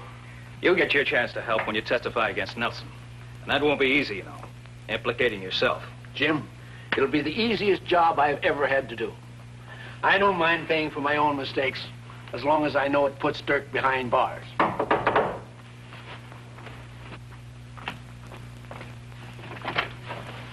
Tonto. How, Jim? Have you seen the Lone Ranger? Is Nancy all right? Your daughter fine, Mr. Barton. Well, if you reached the hideout, how is it you didn't bring Nancy back with you? Kemosabe not let me. Wouldn't let you? Why not? No time explain now. You come. Round up posse quick. Have them at Eagle Pass tomorrow morning for sure. What about you? Aren't you riding with us? No. Tonto has special job to do. Kemosabe's life at stake. Come. Good night, Mr. Barton. Good luck, Jim.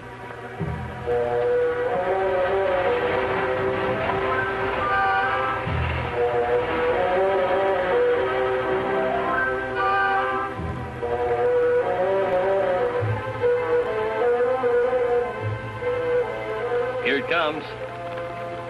Are you ready? Dirk's counting on you to do just like he says. I'm ready. Where is Dirk? Don't you worry about him. He'll be around here when we need him. I'm sure he will. Say, if you're looking for Dirk over there, you ain't gonna see him. I'm not looking for Dirk. Ready, men? As soon as we get the signal from the Lone Ranger, we take off and capture him red-handed.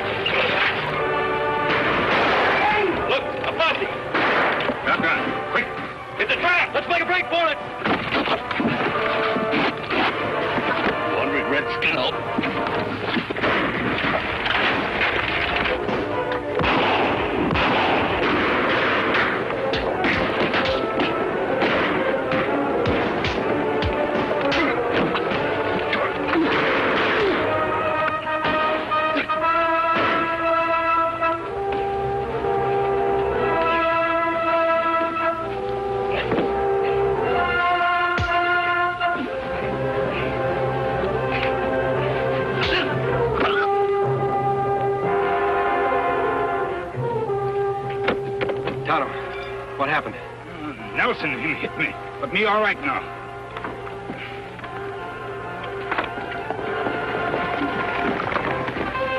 Jim! Nancy. I was so afraid something would go wrong. Jim and his men captured the whole gang, Miss Barton. Them in jail for a long time to come. Dirk Nelson, too. We're not needed here anymore, Tonto. Jim, I was such a fool to run off with Dirk. Well, if you hadn't, Nancy, the Nelson gang wouldn't be in jail now. Because I'd never have called for the one man who could help me capture them. The Lone Ranger.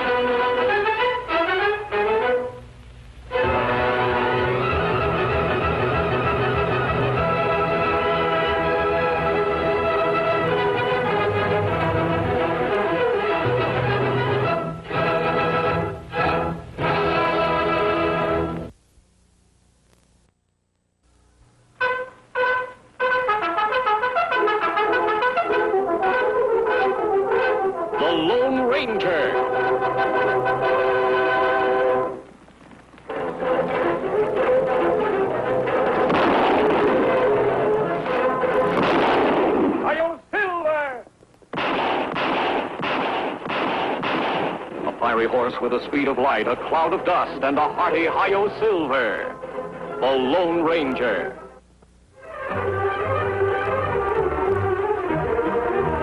This is a story of one of the most mysterious characters to appear in the early days of the West. He was a fabulous individual, a man whose presence brought fear to the lawless and hope to those who wanted to make this frontier land their home. He was known as the Lone Ranger. The Lone Ranger and Tonto, in their ever-vigilant pursuit of outlaws and evildoers, have been riding for days to reach this ranch belonging to the lovely young Ellen Carter. They have learned that Ellen, who trusts no strangers, has been fighting desperately but futilely to save her property from the land-hungry hands of unscrupulous, violent men. If you're more of Jeff Grant's hoodlums come to frighten me off my ranch, you'll find I don't frighten easily. We don't like Jeff Grant any better than you do, Miss Carter. But if you're not one of Grant's men, why are you wearing that mask?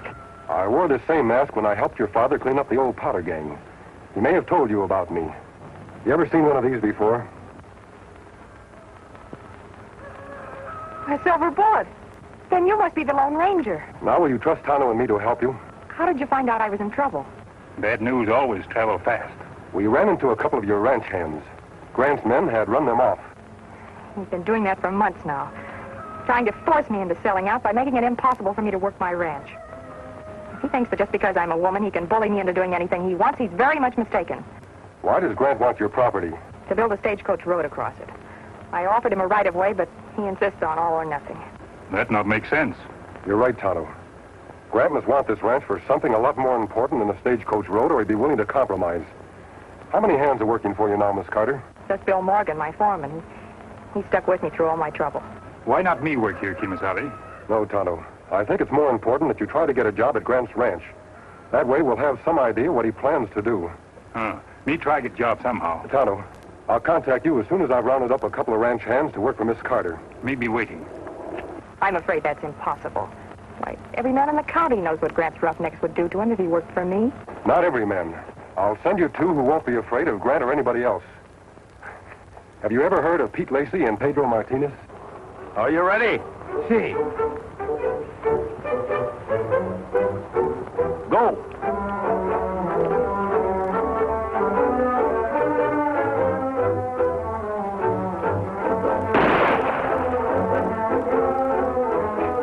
Caramba, you missed me by 2 whole inches. You couldn't hit me if I had donkey's ears. We'll try again. This time I'll make it really tough.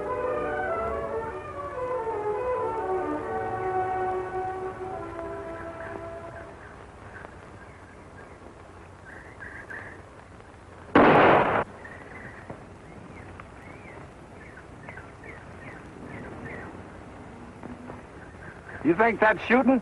Watch this.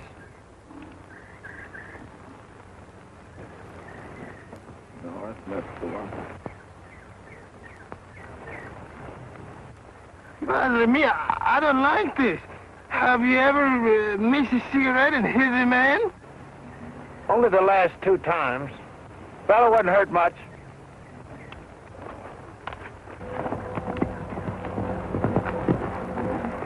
Oh, Silver. There's the 2 men I'm looking for. Come on, Silver.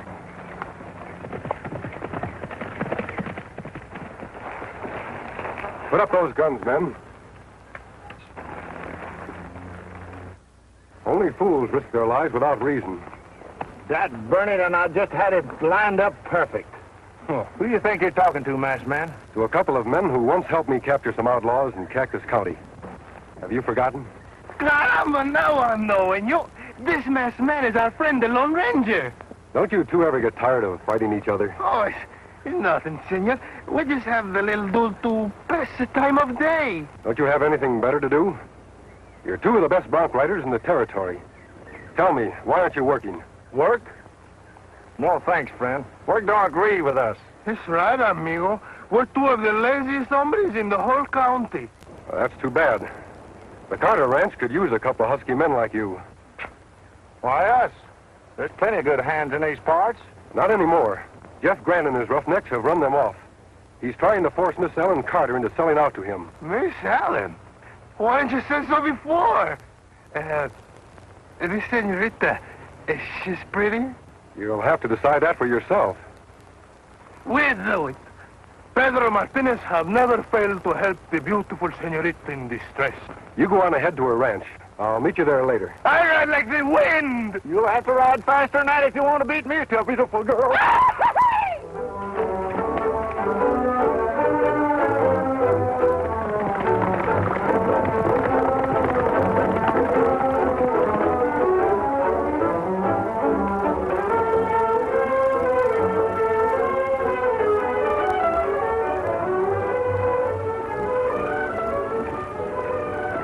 Pedro, we're not really going through with this thing, are we?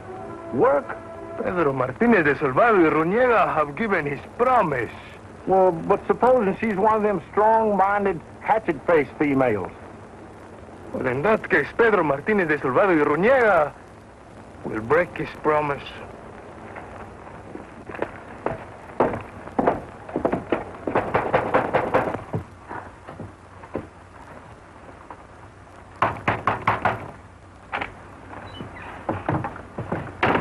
Ma'am, we'd like a job. Si, señorita, we would like a job. Oh, you must be the two men the Lone Ranger told me about. Si, señorita. My friend Pete Lacey, he's the world's best pistol shot. And I, Pedro Martinez de Salvador y Ruñega, can throw the whip better than I can throw the ball. Bill, would you come here a minute, please? Bill, here are two men who actually want to work for me. This is Bill Morgan, my foreman. How are you? I sure hope you two fellas don't scare easily. If Jeff Grant hears you're working for us, he'll send some of his gang over here to rough you up. Pedro Martinez is afraid of nobody. And my friend Pete Lacey is afraid of nobody but Pedro. That's a lie, you lazy honorary polecat. I can outduel you any day. Take it easy, boys. You're both hired, lazy or not. Drop your blanket rolls in the bunkhouse, and I'll be with you in 5 minutes. Si, senor. It will be a great pleasure to work for the beautiful señorita. Likewise.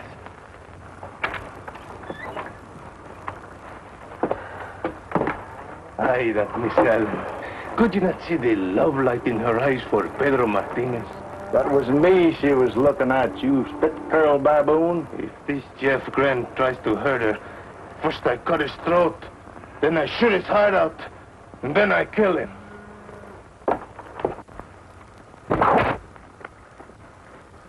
Caramba, senor.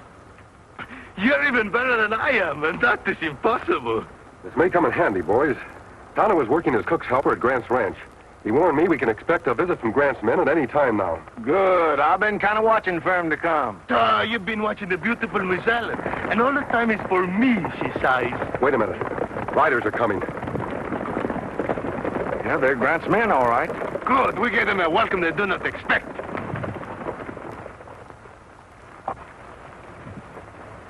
You're trespassing on private property. What do you want? That Carter female must be so hard up for help she had to hire a masked man to work for her. We want you to vamoose, that's what we want. Vamoose? Mister, we like it here. It ain't healthy to like it here. Now, do you want to go peaceful? Or shall we show you just how unhealthy it is? Pedro Martinez have never felt in better health. You're the ones who are going to vamoose. That masked hombre talks big. Let's get him, boys.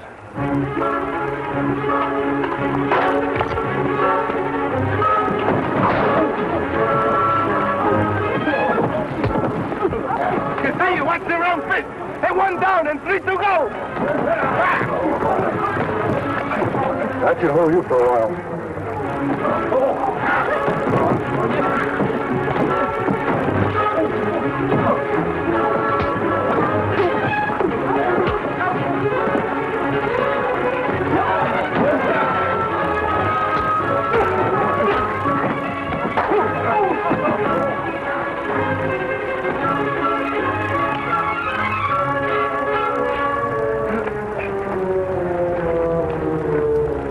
I reckon that'll show them who's going to vamoose.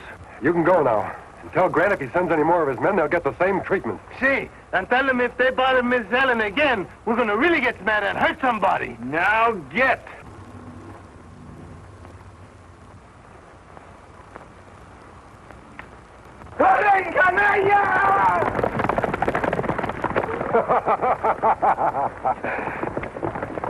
I'm going to try to see Tano.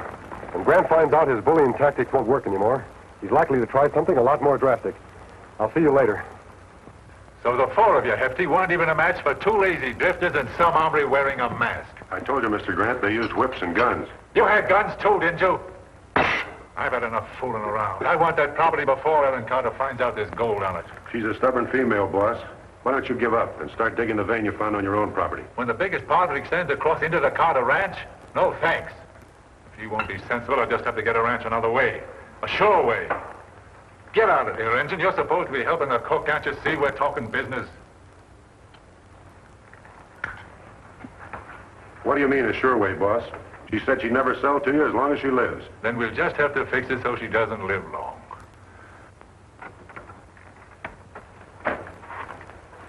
What did you find out, Tonto? Plenty, Kemosabe. Gold on Carter Ranch.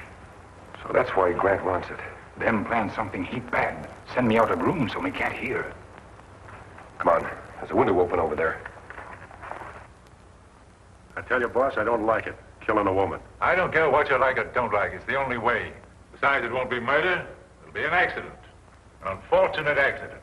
Once she's out of the way, I'll be able to buy the place for a song. There's not another rancher in the county with nerve enough to bid against me. But what if somebody gets suspicious? Accidents like that don't happen all by themselves. If anybody gets blamed, it'll be those two worthless drifters, Pete and Pedro. They won't be able to defend themselves because they'll be dead, too. Hold it. Reach. No tricks. What's the matter? Looks like this engine was cooking up more than food, boss. This the hombre from the Carter Ranch? Yeah. He and the engine sure heard an earful. That's one earful they're going to wish they hadn't heard. Take him down to the barn. What are you going to do with them, boss? If they spill what they just heard... Don't worry. They won't get a chance. We'll take them with us to the Carter place. Nice thing about a fire, it burns up all the evidence, including dead bodies. The Lone Ranger and Tonto, in their efforts to help Ellen Carter save her ranch, have been captured by ruthless Jeff Grant and his men. Make it good and tight. I'd hate to lose such nice kindling wood. We found their horses, boss. The big silver one was in that clump of trees. Good. Let's get going. You're a fool, Grant, if you think you can get away with this. You're the fool, masked man. I don't make plans that won't work. Get them on their horses.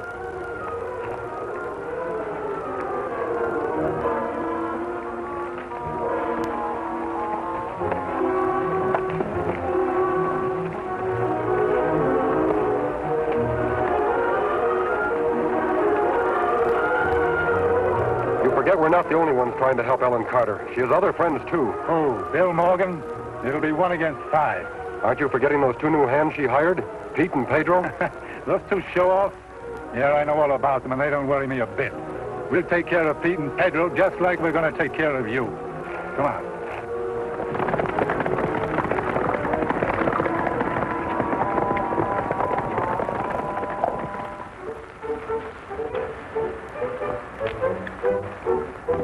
The beautiful Senorita Ellen, when she sees this, no longer can she resist Pedro Martinez. Pedro Martinez, that big windbag.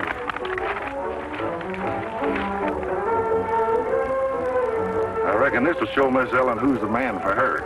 I'll put it over her head like this. Then I'll crush her in my arms like this. Just see how it looks. Hey, that even looks good on me. What chance of Pete Lacey against me?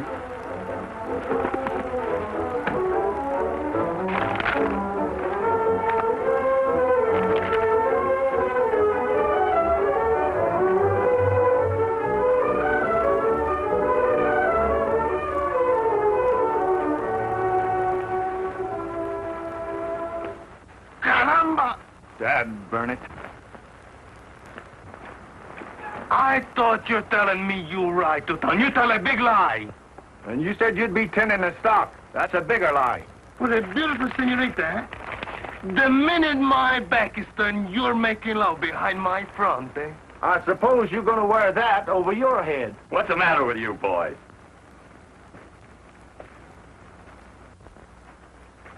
Don't you two ever stop squabbling? Say, those are right pretty-looking doodads. What you gonna do with them? Didn't you ever see a wedding present before? See, we've decided it's time for Miss Ellen to get married. Say, that's a fine idea. Well, good luck, boys. You see, just like I'm telling you, she's eating her heart out for Pedro Martinez. If she's in love with anybody, it's me. We let her make the choose. Reach. Stick him in the old storehouse with the masked hombre and the engine. Looks like just the right place for our little accident to happen. Come on, boys. Oh, Pete and Pedro. I'm sorry to keep you waiting. What seems to be your trouble? We got kind of a problem, ma'am. Si, senorita. We are both in love. Well, I think that's wonderful. Who are the lucky girls? But that is the problem, senorita. The lucky girl, she's only one. And I am for she. Dad ran it. You said you'd let her choose. Oh, well, that's very flattering, boys, but you see... Don't anybody move.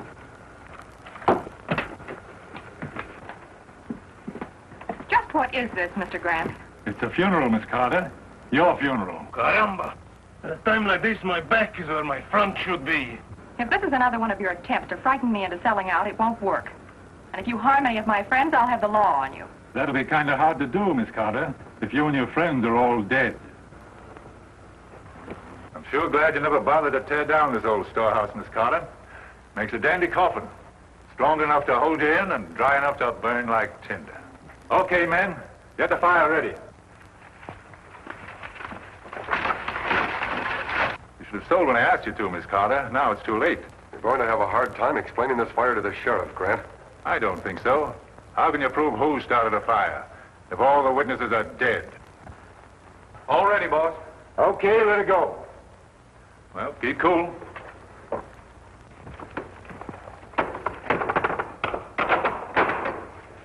Good work, boys. Won't be long now.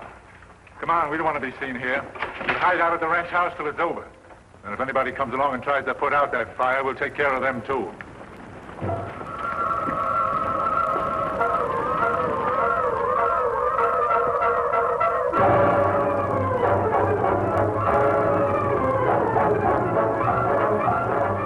Phil, what are we going to do? Take it easy, Ellen. Don't worry, Miss Ellen. We get you out somehow. Darn it, it's us got her in here. Turn their backs on them polecats at Grant's. It's no use, Kimasabi. Knot's too tight. Need knife. You're right. Got to do something. The window.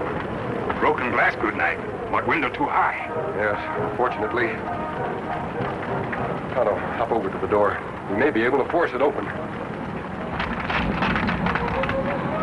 Hurry, Tonto.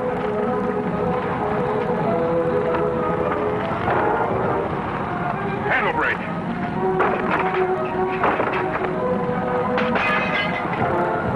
Look, Kimasabi. Where? Break window. The glass. There isn't a second to lose. Caramba, senor. What are you doing? Pull out your wrist, Tonto. Glad I'm wearing gloves. This glass is hot. Hey, it might work. We can just get out. I know where they stowed the guns, in the bunkhouse. Look! Hey, senor, make with a hurry. Pronto, eh? Press tighter, Tonto.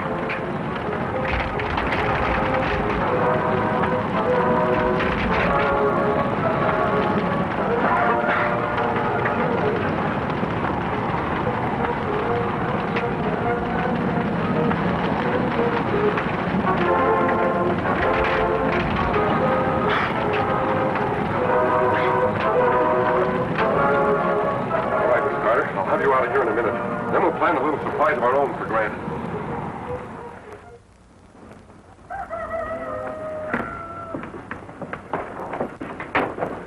I reckon it's about time for us to call the boss. Take a look. Yeah, nothing but smoke. By now they'll be burnt to a crisp.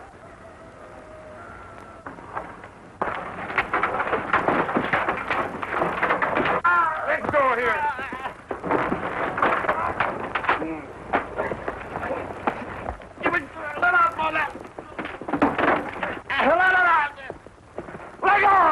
Damn, what the... Don't move, Grant. Get their guns, Tonto.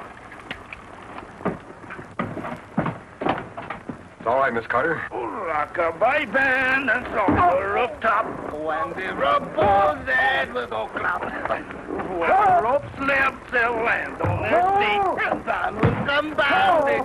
And people...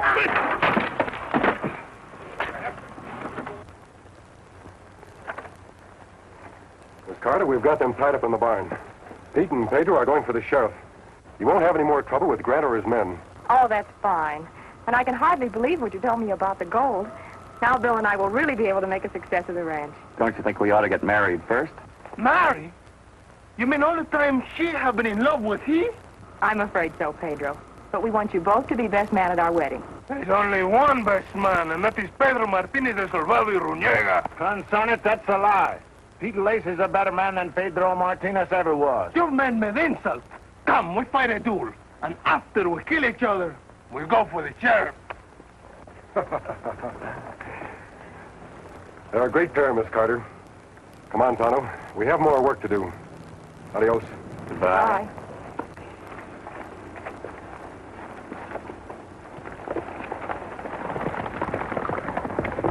There goes an even greater pair. Just think, Bill, we might have lost everything if it weren't for the Lone Ranger.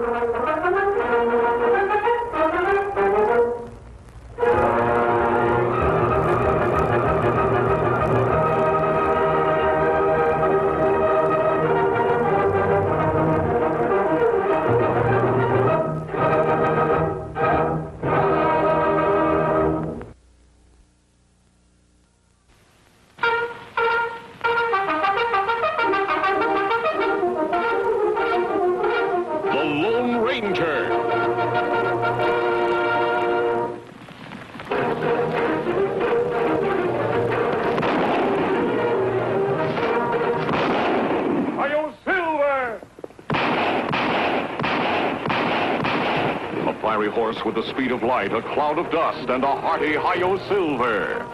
The Lone Ranger.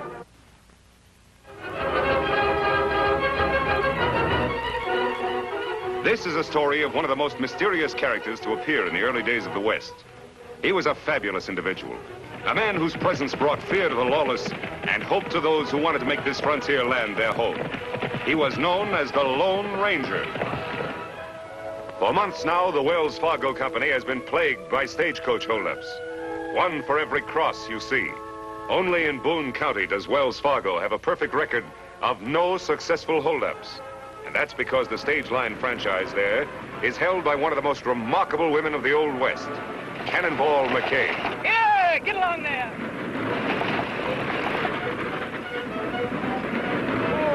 Oh, boys. Wait a minute, Cannonball. I'll help you. That's all right, Clem. I can manage. Soft-spoken, hard-driving, sharp shooting. She had always been respected as the most honest stage driver in all Boone County, until Clem Jones came to work for her. Friendless, half-crippled, only 2 weeks out of prison.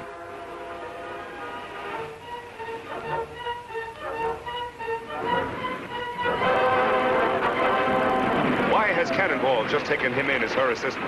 That's one of the answers the Lone Ranger and Tonto are here to find out. I'm going into town to see my old friend Marshal Hanley. I'll see you in camp later. He'll be waiting for you, Sally. Bye, Silver.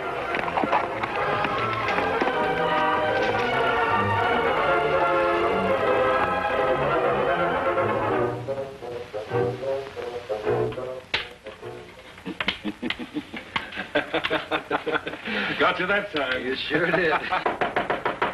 Come on in. Howdy, Marshal. Jim, he's masked. Sure, he's masked. This is the Lone Ranger. Meet Doc Tate. Glad to know you, Doctor. Well, what brings you here? I'm curious about Cannonball McKay and Clem Jones. Reckon nobody knows much about them, friend. Not even me. And I'm Clem's doctor. Oh? Something wrong with him? Poor old fella has a bad arm. Heard it years ago in that stagecoach holdup that sent him to jail.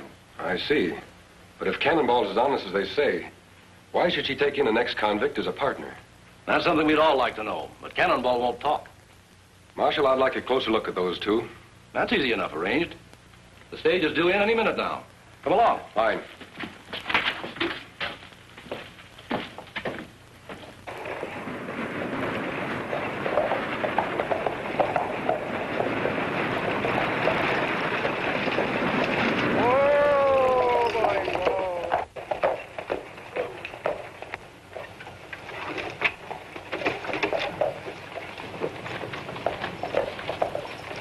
Collins. I got to shove on to Rushville in 10 minutes. You're not shoving on to anywhere, Cannonball. What do you mean? My contract with Wells Fargo's still good. Pulling out of here on schedule. No, you're not. Wells Fargo's not going to lose any shipments if I can help it. Well, I never lost him a shipment of gold yet, have I? No. But you never had a crook working for you. Up till now. Nobody's going to call me a crook again. Oh, no? Pull that trigger at Clem Collins and it'll be the last shot you'll ever fire. Put up your gun. You better do like he says. This masked man's a friend of mine, and he can outshoot even you, Cannonball. What's the ruckus, Cannonball? Me and Hash heard you squabbling clean over in our cafe. Hey, who's the masked hombre? I'm in the same business as the marshal. I try to keep law and order. That's right, boys. Now, Cannonball, supposing you tell me why you drew your gun. I had to, mister. This varmint was calling my helper a crook. Everybody knows he just did 10 years in the pen for holding up a stagecoach. Look, Collins, I hire who I want. Clem's a friend of mine. He's served his time, and I know he's reformed. Hasn't he been punished enough? Losing all those years, getting his arm crippled. No jailbird's going to haul freight for Wells Fargo. You're out of business, Cannonball, as of now. Hold on, Collins. You're forgetting about Cannonball's contract. Read that contract. It says I got the right to hold up shipments anytime I think there's danger involved. I'm holding them all up till I get word from the head office. It's not fair you should take it out on Cannonball just because you hate me. If it weren't for this arm, I'd rot the hide off of you. Come on, Clem. I'll see you after a while, Marshal. I have some business to take care of. Doc, you look worried. I sure hope Cannonball's right about Clem's reforming. What do you mean? I'm thinking of that monthly gold shipment in the Wells Fargo office. With the stage not running, it stays right there, with no one to guard it but Collins. Sure could be mighty tempting to an old hold-up man like Clem. Well, don't worry about it. If Clem starts acting up, I think the Lone Ranger and I can handle him all right. I'll see you later.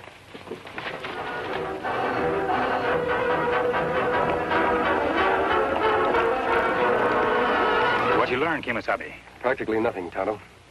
Yet I still think my hunch is right. Why should this be the only town in the territory that hasn't been robbed? Unless the robbers live here and don't want to throw any suspicion on themselves. You think maybe that Clem fellow robber? No, it couldn't be Clem.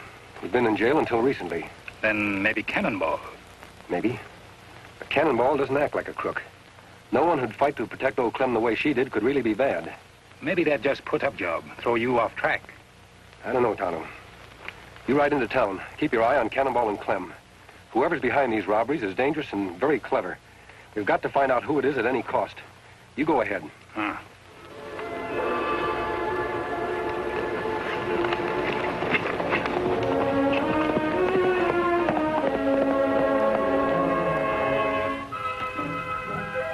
Clem! Oh, Clem! Hi, Doc. Want me for something?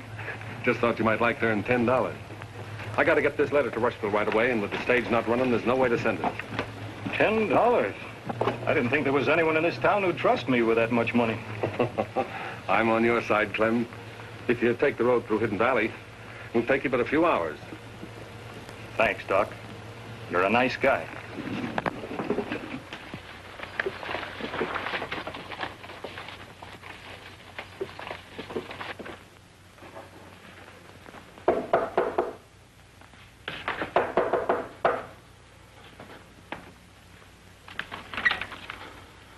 What do you want, Doc? The office is closed today.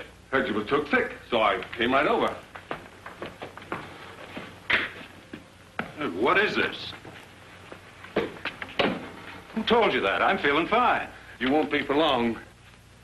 Wait a minute. I don't get it. Open that safe, quick. You mean you're the one that's been pulling all them holdups? Who else would be smart enough to? You heard what he said. Open the safe. Sure. Anything you say.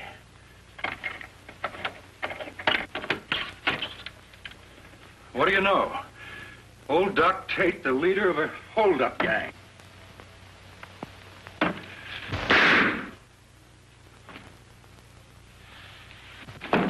Quick, Ash.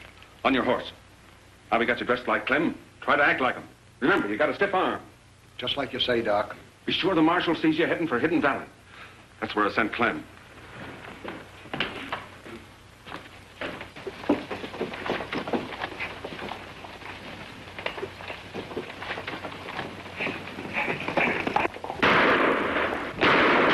Who fired that shot? Somebody run out of the express office. Looks like Clem Jones. He's heading for Hidden Valley, Marshal.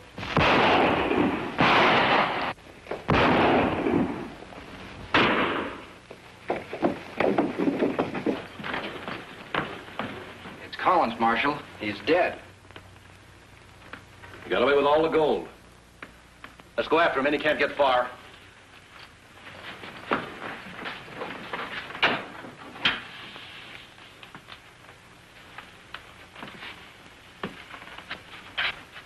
Like taking candy from a baby. Some candy.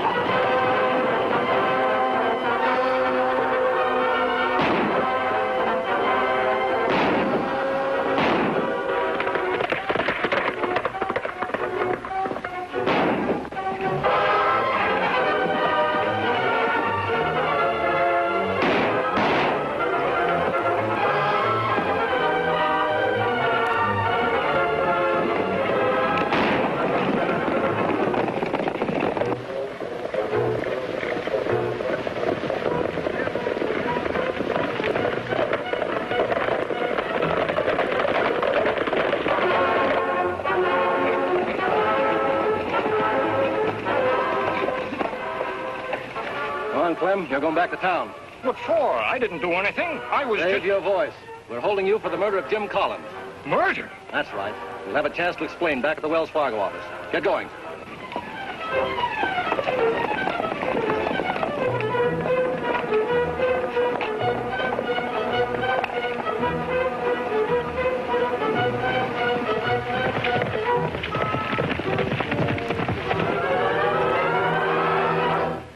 Me follow Clem into plenty trouble, Kimosabe. Him arrested for murder. Murder? Ah. Marshal think him kill Collins, but him not guilty. Where's Clem now, Tonto? Marshal and posse take him to express office. We're right into town. You can tell me the details on the way. Come on.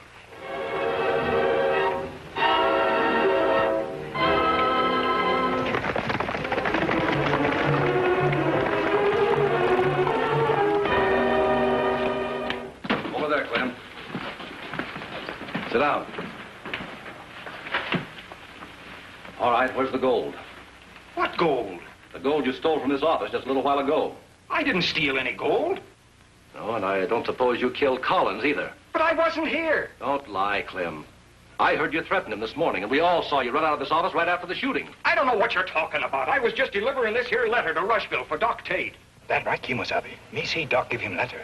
Well, now I know you're lying, Clem. This letter's addressed to the Second National Bank. There isn't any Second National Bank in Rushville. What's the matter here, Marshal? Hash and Portney told me about Clem killing Collins. I just took his body over to the undertaker. Anything else I can do? Yeah, I'm glad you got here, Doc. Clem says you gave him this letter to deliver.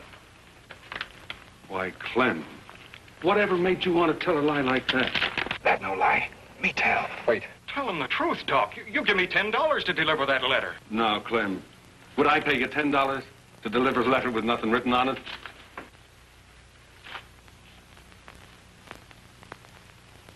So that's it. You framed me so you could steal the gold yourself. Well, I'll get you. Let's put a rope around his neck, Marshal. Yeah, that'll make him tell us where the gold's hid. Hold it. You're not putting any rope around Clem's neck. Come as soon as I heard you were arrested, Clem. I know you never killed Collins.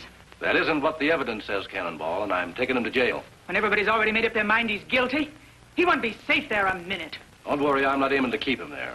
It's too late to leave now, but you hitch up your stage in the morning and we'll drive him to Rushville. That way, he'll get a fair trial. All right, Marshal. But if anyone harms Clem, you'll have me to reckon with. I'm locking my prisoner up, and I don't want any trouble.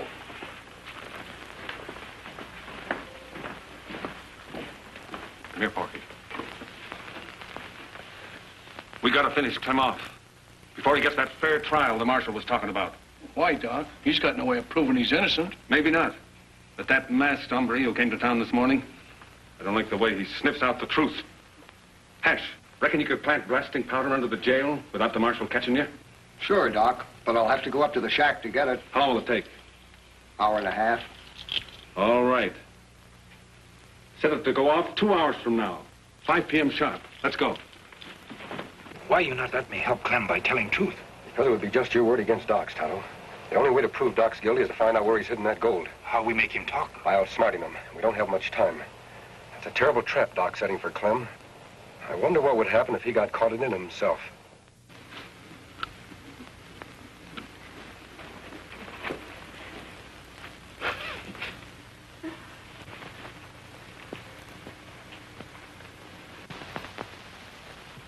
That's a deadly weapon, Cannonball. What do you want? Same thing you do, to help Clem. Cannonball, the men who framed Clem are planning to kill him before we can prove he's innocent. I figured as much. That's why I'm loading this. Do you think that's the best way? It's the only way. Those hombres don't care nothing about law and order, but they got a lot of respect for lead when it's coming at them. You won't solve anything by stooping to their methods. What am I supposed to do then? Wait till they murder Clem, like they did Collins? I have a plan I think will prevent that. I'm on my way to see Doc Tate now. Do you suppose you could persuade Porky Wade to be at the marshal's office right away? I reckon so. Why? Because he and Doc think Hash is going to blow the jail up at 5 o'clock. Now, what they don't know is this. My friend Tonto will be under the jail, not Hash. What's the trouble, Marshal? The masked man said you wanted to see me right away. Oh, yes. Sit down, Doc. We just wanted to ask you a few questions. Get in there. Porky. What's the meaning of this, Marshal? Forcing law-abiding citizens to come here at the point of a gun. From what the Lone Ranger's been telling me, I'm not sure anymore just who is law-abiding and who isn't. If you're not, Marshal, you're the only man in town who's confused. Now, what about those questions you wanted to ask me? Sure, Doc, right away. Just let me fill out this report first. Nothing like taking plenty of time and doing things right, is there?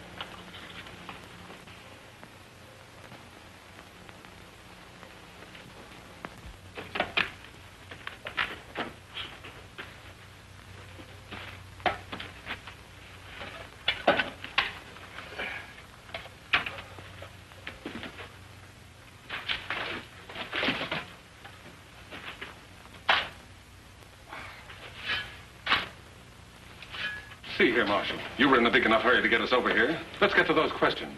Yes, sorry to keep you waiting. Suppose you do the asking. There are just 2 questions. Who murdered Collins and where's the gold hidden? Seems to me Clem's the one to answer that. No, Doc. You are. Me? There's no evidence against me. Maybe not. But I have reasons to believe you're guilty. I'm going to prove it if we have to stay here and question you all night. All night? Why so interested in the clock, Porky? You've been watching it for the last 20 minutes. No reason. Doc, what I want to know is this. You're not moved. What is this, Injun? Put up hands. Sure. Whatever you say.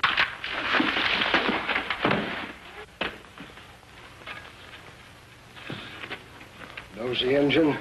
Now you get the same as Clem and the marshal. You've been asking the same question over and over, and you still haven't got a thing against me. I demand to be released. What's your hurry, Doc? We've only just begun.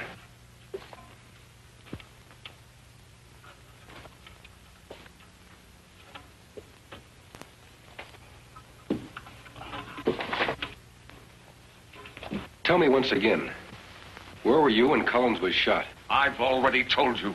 In my office. Look, Doc, it's nearly 5. We got to get out of here. Shut up. I'm not going to stay here and die. If you don't tell him, I will. Tell us what, Doc? Blasting powder. Under the jail. It's set to go at 5 o'clock. You must have had a good reason for wanting to blow up the jail and kill Clem. Don't waste time talking. We got to get out. My friends and I will. But you and Porky will stay right here, unless you prefer to tell the truth. I've told you the truth. There's nothing else. All right, Marshal. Lock them up. Inside, you two. Come on, let's go.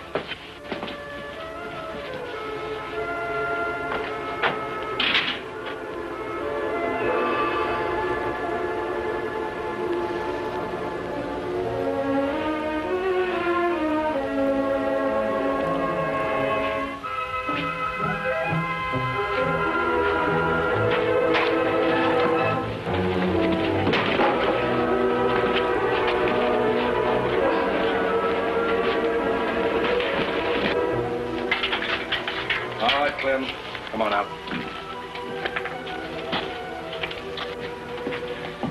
Well, Marshal, it looks like those two rather stay here and die than tell the truth. We better get out of here before it's too late. Wait! Wait! I'll talk. Oh, no, you won't. Freaks! All of you! This bag carries more than medicine, mister. So I see. Unlock this cell, Marshal. I'm afraid he's got us. All he's got is a gun, Marshal. You have the key. That's worth a lot more as long as that clock keeps ticking. Are you crazy? Don't you realize we'll all be blown to kingdom come in another minute? That's right, unless you talk first. I'll never talk. You'll die with me. What's that noise? You ought to know, Doc.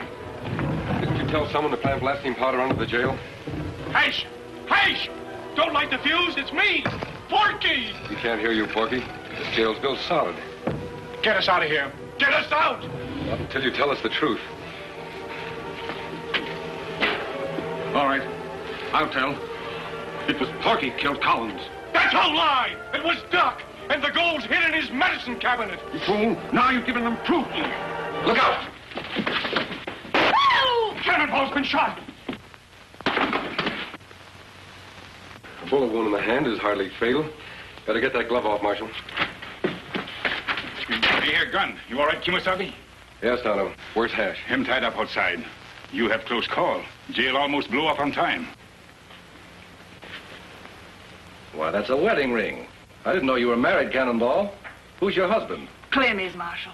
And he's the best husband a woman ever had. Cannonball, you promised not to tell. It's better this way, Clem, honey. I'm not ashamed of being married to you. Why did you keep it a secret, Cannonball? Clem made me a promise, mister. He said that I'd be hurt bad enough having him work for me. He said if the folks here knew I was married to him, they'd never have nothing to do with me again. That was foolish of you, Clem.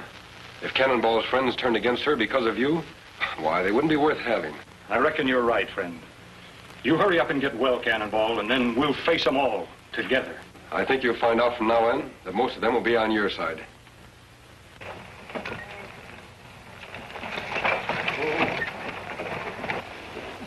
Dad burn it, these new petticoats itch something fierce. Wished I was still wearing my old duds. Say, I plumb forgot what a pretty female you was when you dressed up proper. Kiss me, woman. In front of all them horses? What do you think I am, a sissy? If anybody deserves a kiss, it's those two. Tonto and the Lone Ranger.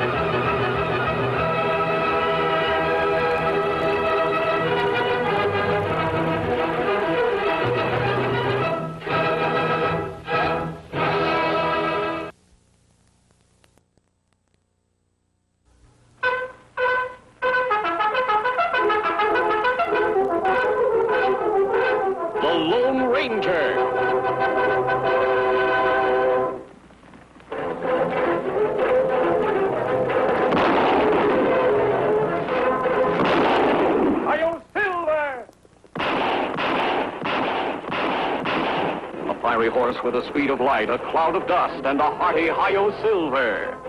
The Lone Ranger.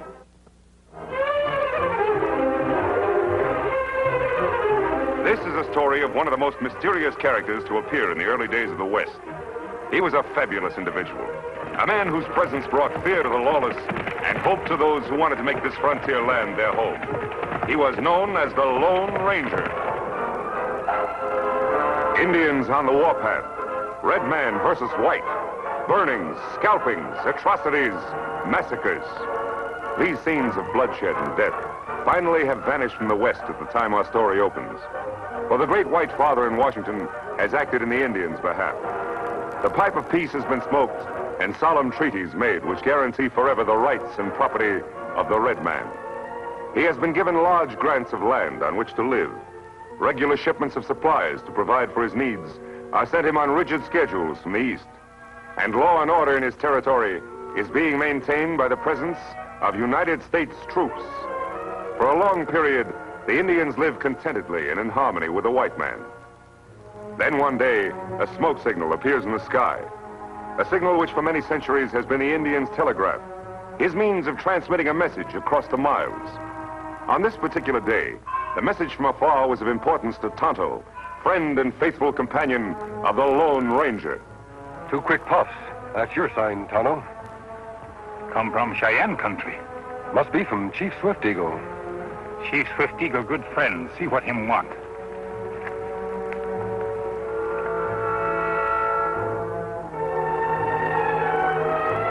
Oso, dice cañón. Oxo. He says that it's important to see you right away, but he doesn't say why. Ah, Chief Swift Eagle have plenty good reason or him not send for Tonto. Me signal me go.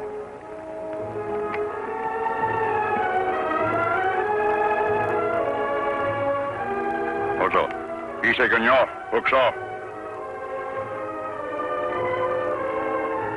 We find him on Washita Reservation. Then you'd better be on your way. You not come, Kemosabe? No, Tonto, I want to visit Father Batista at his mission. He may have some news for me. When me see you again? I'll meet you at the big cave on the Washita River in 2 days. You go on. I'll break up camp. Me hurry, see what friend want. Tonto. Yes, Kemosabe? They're strict around the reservations these days. Be sure to report to the Indian agent in charge there. Me see him first thing.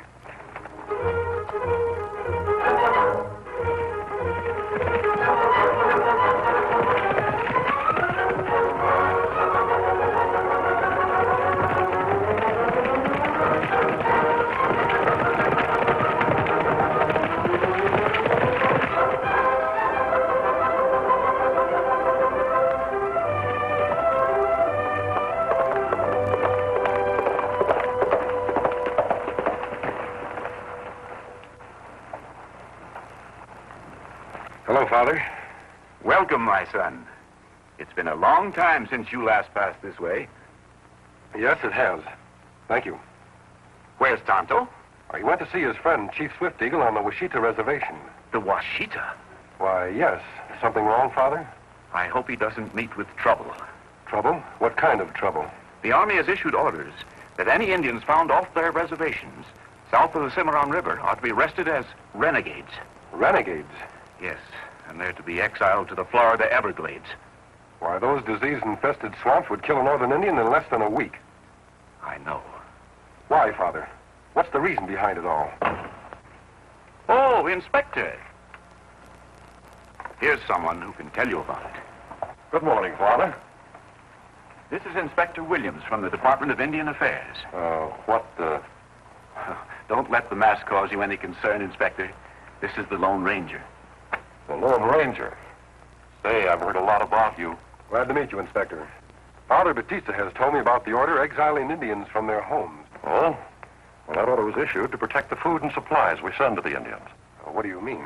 Our supply trains haven't been getting through. They've been attacked? That's right. Renegade Indians. They slaughter the drivers and take the supplies. You're positive it's done by Indians? That's the report from one of our own agents, Jim Lackey. Yes, he should know. But to call any Indian found off the reservation a renegade. Oh, well, that was the Army's idea, not ours. I see. Now you see why I was concerned about Tonto. I'll see to it that nothing happens to Tonto. I'll start for the Washita right away. Do you mind if I ride along with you? I'm on a tour of inspection. That's where I'm going. Glad to have you, Inspector. Bye, Father. Adios, Father. And many thanks for your hospitality. You were most welcome. Thank you.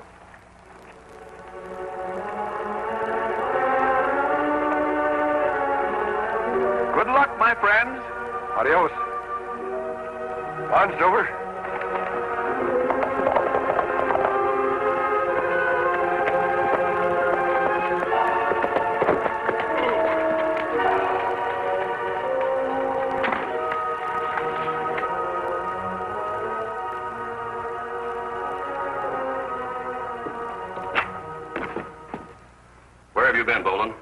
been sitting on fish hooks all day waiting for you. What's eating you, lackey? Did you and your cutthroats raid that supply train that's coming in? No, didn't know there was one. Oh, that's a relief. Something wrong, lackey? You bet there is. We've got to lay off for a while. The Indian Bureau is bellowing its head off. You think they're getting wise? No, they still think it's renegade Indians. Well, then, what do we got to worry about? This letter from Washington. Just one more raid and there's going to be a special investigation. That wouldn't be so good. If anyone came snooping around here, they might find out that me and my boys are deserters. What do you mean, might? Now, we've got to take it easy and let some of those supplies get through. At least until things cool off a little. Hold it.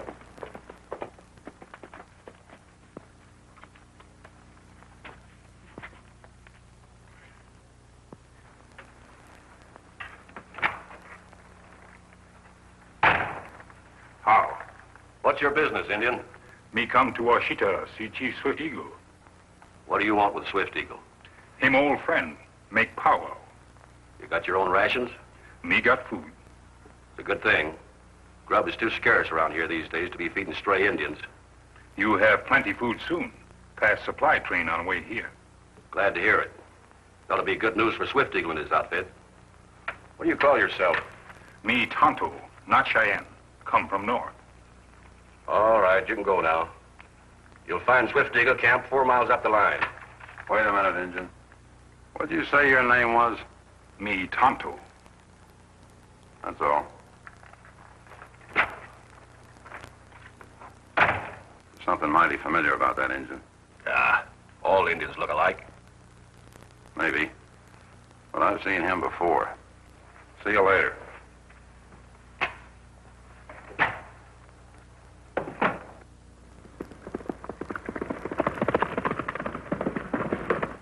For many moons now, my people hungry. Many of them weak and sick. Must have food, white man's medicine to make them well again.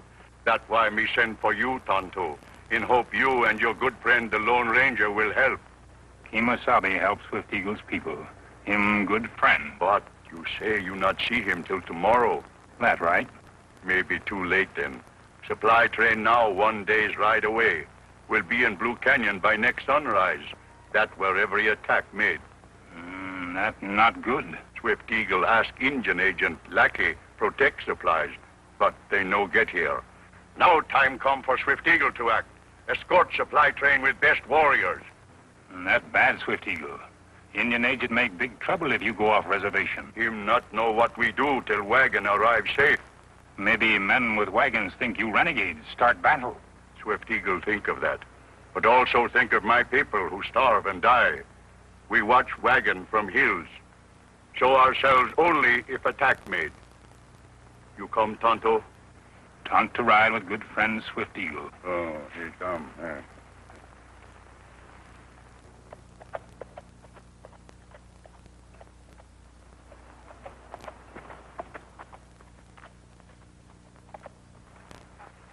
There's the spot I was to meet Tonto.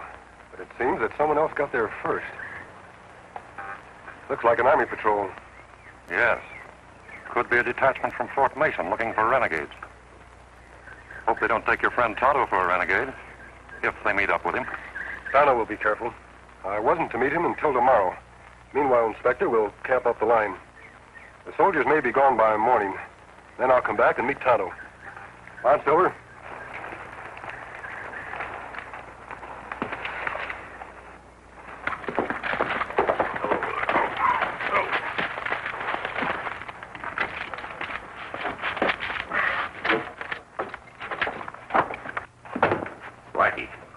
What's up? That Injun. I just figured out who he is. I saw him in Fort Dodge about a year ago. Well? He's the Injun that rides with the Lone Ranger. The Lone Ranger? Are you sure? Positive.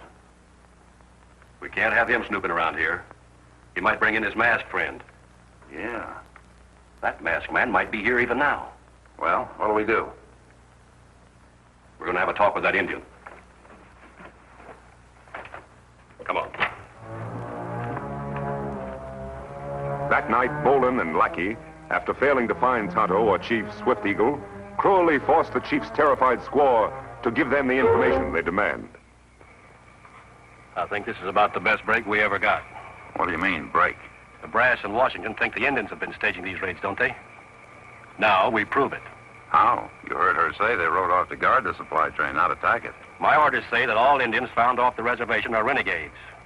Well, Swift Eagle and all his braves are off the reservation right now. Oh, I never thought of that. Now, Swift Eagle still thinks that your men are Army regulars. It'll be a cinch to arrest them. Yeah.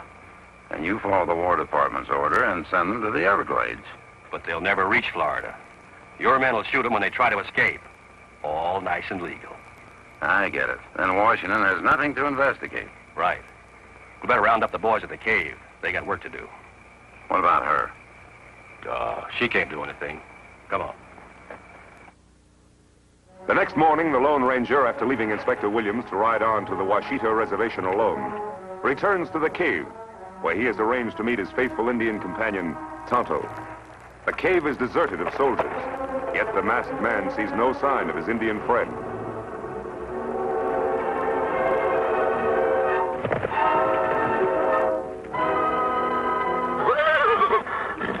Easy, big fellow. Easy.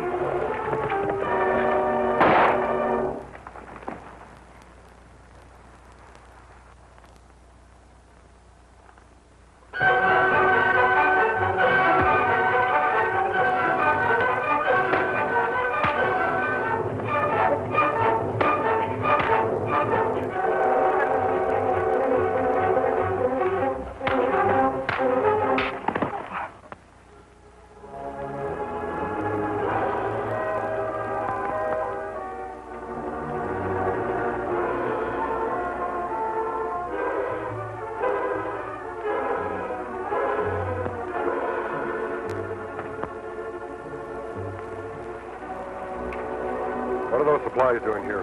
What's it to you? They're the ones the Indians never received. I'll get over there. Hey, what are you going to do? Keep you quiet and out of the way for a while. Move.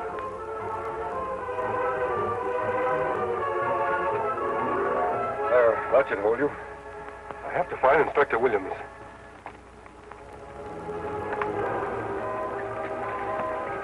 On Silver!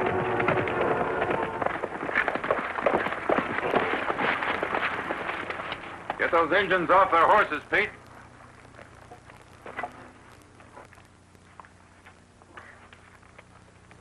Well, hurry up.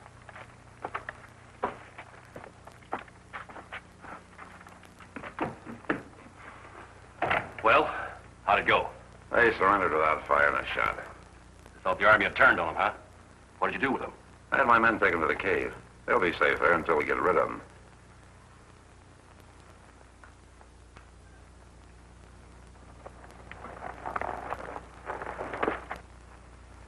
What'd you bring Swift Eagle here for?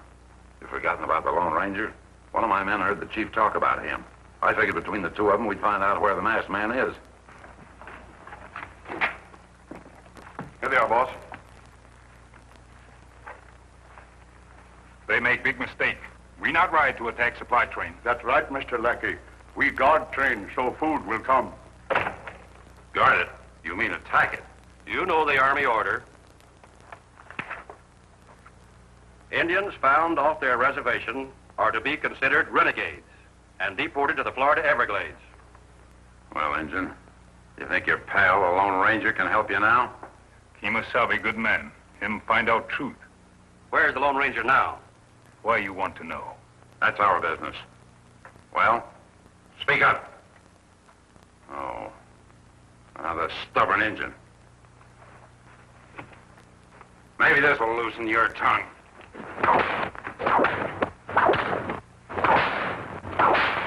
You gonna talk now? You keep out of this. You think you can beat it out of him? If I can't, I'll go to work on Swift Eagle. Hold it, Dolan.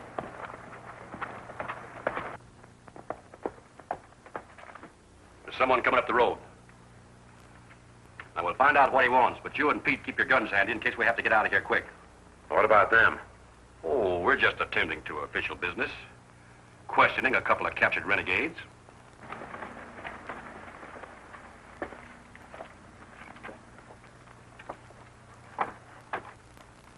Hello. Where's...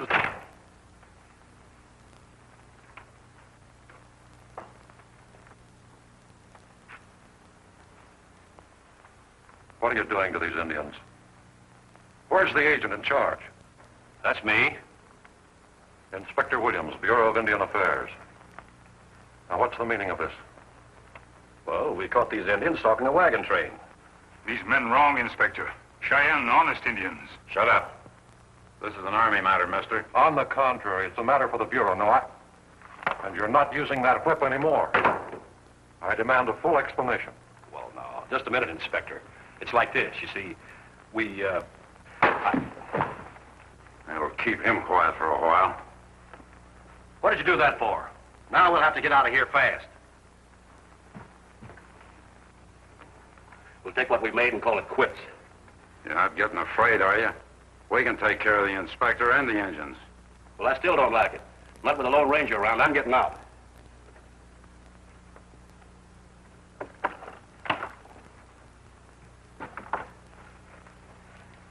Well, anyway, it sure paid off while it lasted. Too bad we had to cut it short like this. You know, Lackey, I just been thinking. Washington don't know nothing about me and Pete here.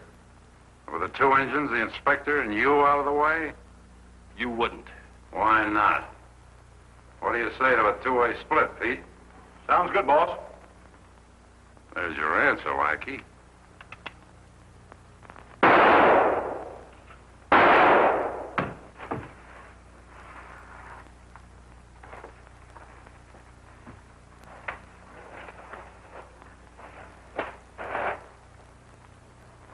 Didn't like the sniveling coward either.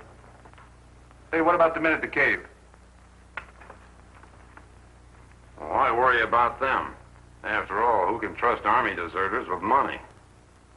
Get outside and get the horses. I got a little unfinished business in here. Right, boss.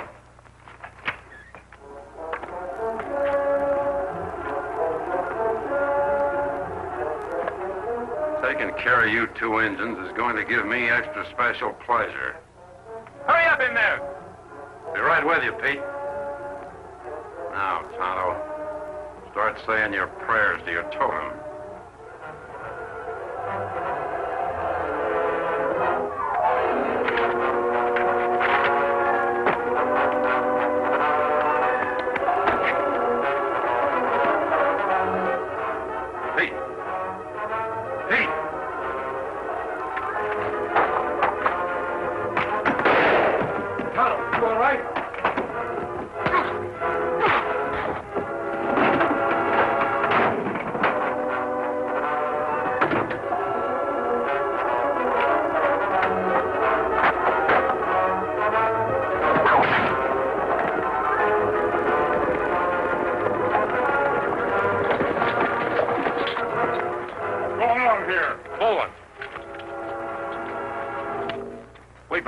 On your feet. You're under arrest.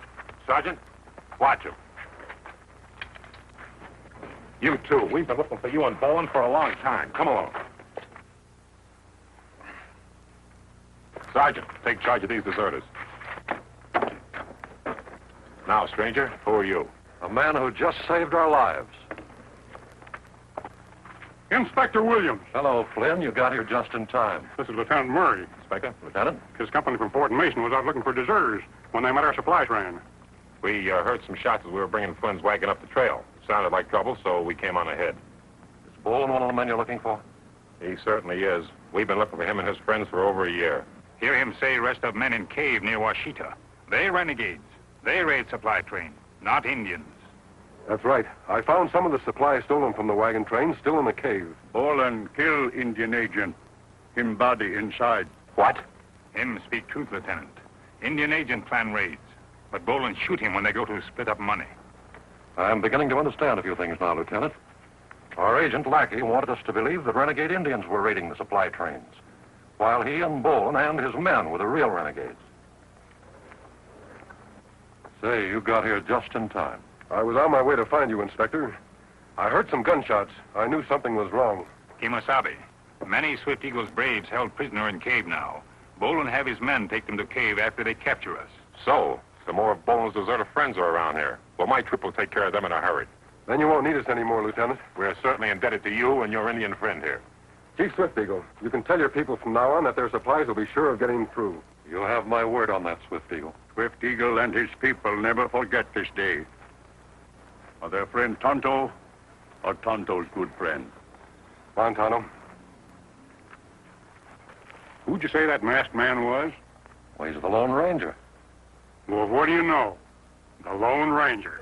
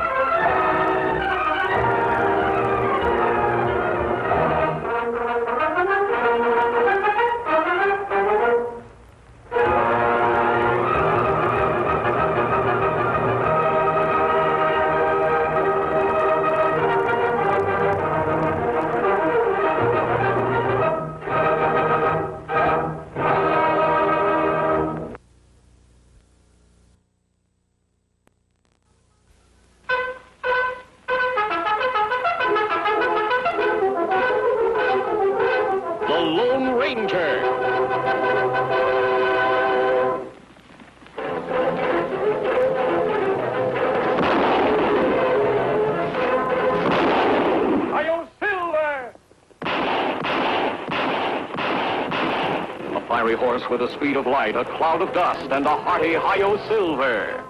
The Lone Ranger.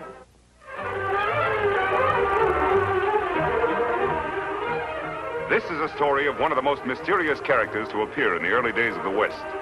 He was a fabulous individual, a man whose presence brought fear to the lawless and hope to those who wanted to make this frontier land their home. He was known as the Lone Ranger. This is silver mining country. Or rather, it was once. Now, almost all its mines are closed down, their riches exhausted. There's a theory, however, that where silver has been, silver must be. And among those who hold this theory are Dick and Bob Larrabee, brothers who have come all the way from the east to test it, and hope it will prove to be right. Though what Hard Rock Jones and Rusty Bates, his partner of 30 years standing, are hoping for, is hard to say. Or if one could say, better left unsaid.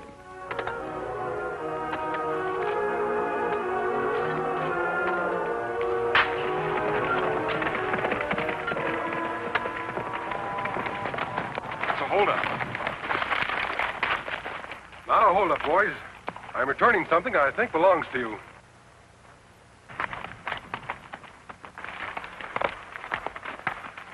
All right, Tonto. Bring him out.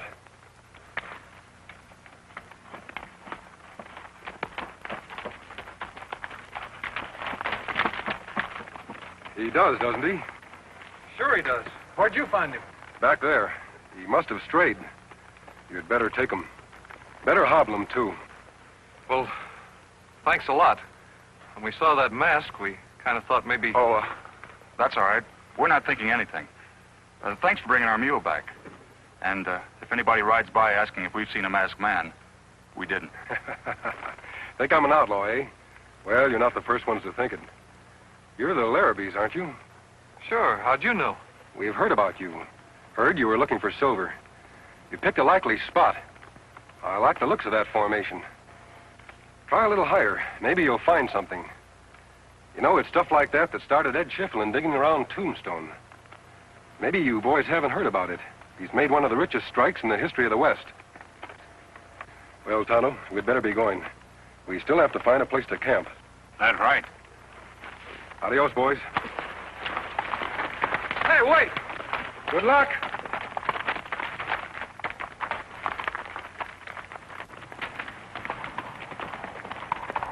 I'm going to try that.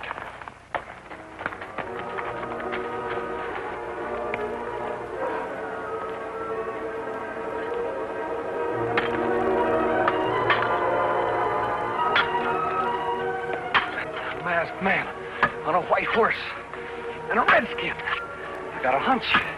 Bob, I got a hunch.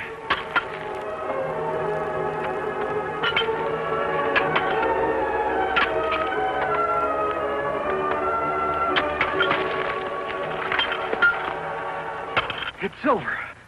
Bob, it's Silver. Look. But it can't be. I mean... But it is. It is Silver. Hey, we struck it. We struck it rich. We struck it rich.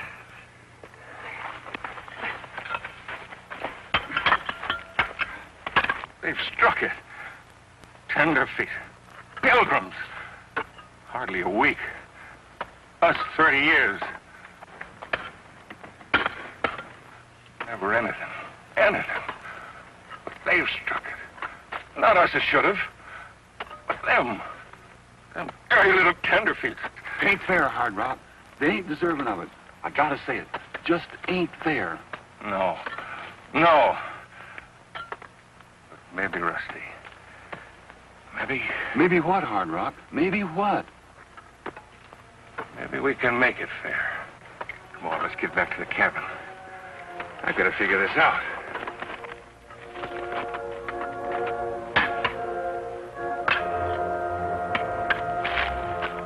Here.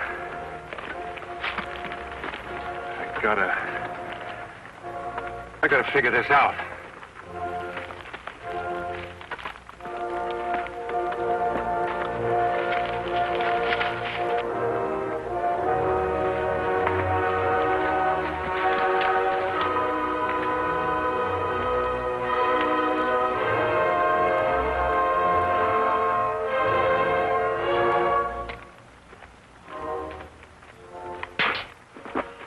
Hard Rock, you and me living in this old shaft house, the two of us.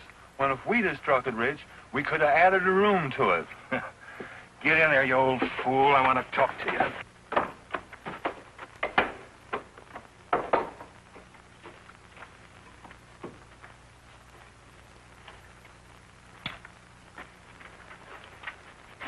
Rusty, got an idea how I can get my hands on that claim. You have, Hard Rock? Have you, honest? I'm going to make a sketch of those tenderfoot's location. Mark out a couple of discovery claims for us and get it to the sheriff. And pretend they jumped us. Jumped us? But I thought... But to get them, to get rid of them, I'm going to accuse them of murder. I'm going to say they jumped us at the claim, but we got away. We come back here, and they followed us. We had a fight. I escaped. But they killed you. Yes, that's it, Rusty. So I'm going to get rid of them. Claim they killed you. But you gotta have a body. I thought of that, Rusty. I thought of that. Hard Rock. No. No. Sorry, but I've been waiting 30 years. This is the way it's got to be. But we've been partners 30 years. You wouldn't want the next 30 to be like the last 30. Neither would I.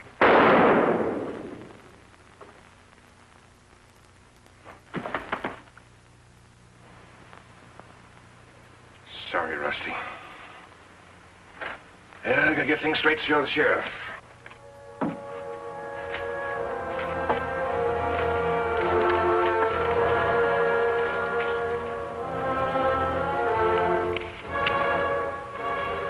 The canyon here.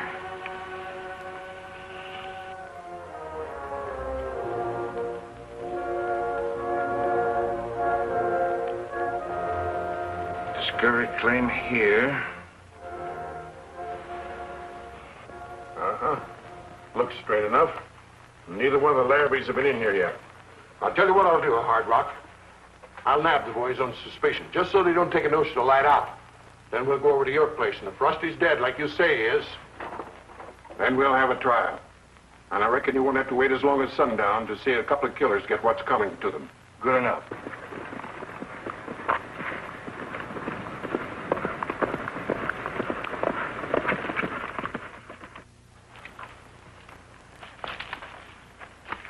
We'll make camp here, Tonto. I'll make things ready while you go into town and get some supplies. Me go now. Wait a minute. Isn't that one of the Larrabees we talked to? That him? Wouldn't it be strange if they had found silver where we told them to look? Well, you'd better get on to town. If there is any news, you can tell me when you get back. Me go now.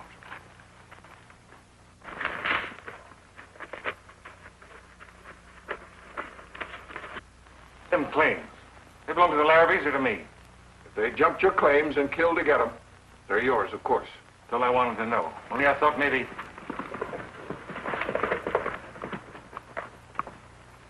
Here comes one of them now. Which one? The oldest one. He's headed this way. Now, I'll handle this. You just don't let him see you until after he's in here. Get in the corner. All right. And keep quiet. Howdy, Sheriff. I want to record a claim. I got it marked down on this here. Me and Bob struck it rich today, Sheriff. Real rich. Yeah? Is your claim anywhere near these? This is our claim. Where'd you get this? Surprised you, didn't I?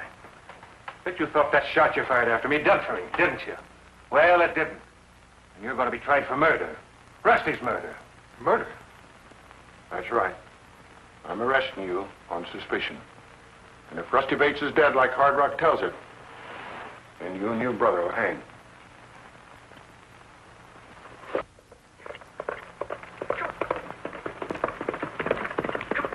So now Dick Larrabee in jail. Accused of claim jumping as well as murder? That's right. Well, that's nonsense, Tonto. We know the Larrabees didn't jump those claims. We saw them there before they made their discovery. If Hard Rock lied about claim jumping... You think him lie about murder, too? What do you think? Me think him lie. So do I, Tonto. Where's the sheriff gone? Out to the claim to arrest Bob? That's right. Then we'd better get there. Those boys are going to need our help.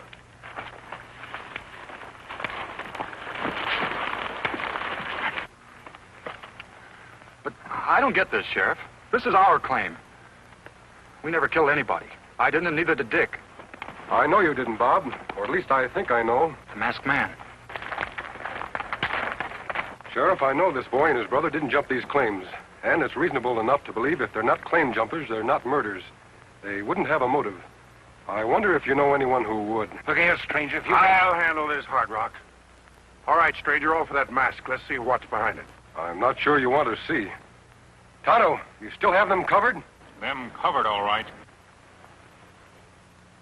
Where's he? Behind those rocks. You still want to make an issue with the mask? I'm no fool. What's the idea? Are you friends with these boys?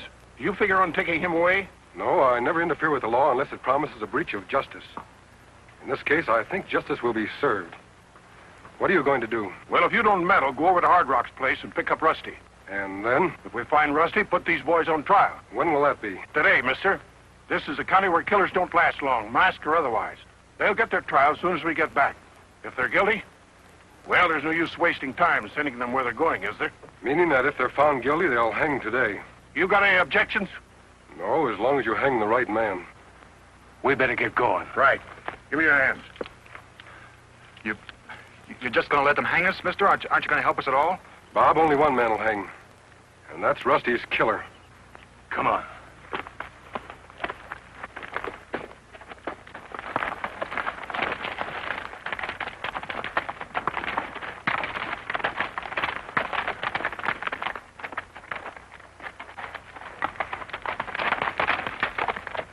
You hear all that, Tonto?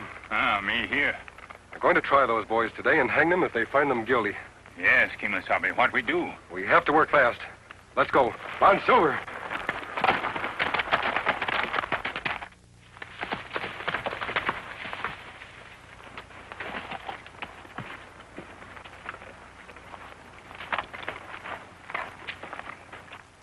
Poor Rusty's right inside, Sheriff. I'll help you pack him back into town. Thanks. Keep your eye on the boy.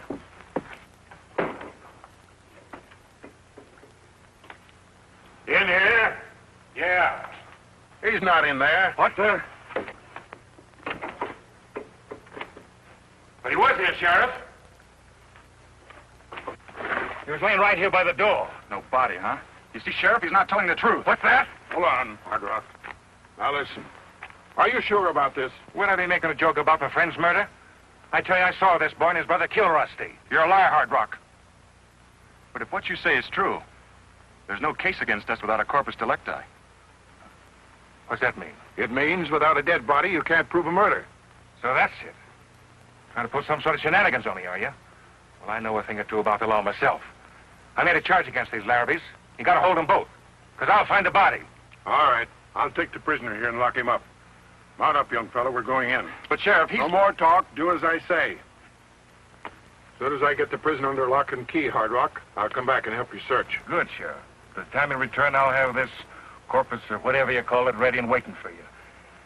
Can't do much good in a search with the prisoner know-how. No, I guess not.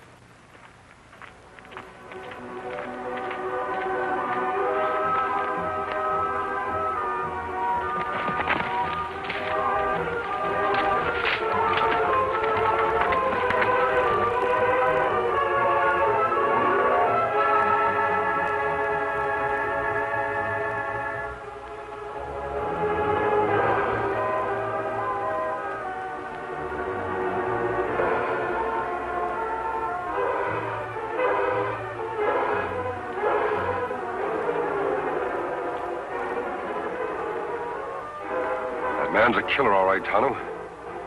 Come on. You mean to say you've never seen one of these before?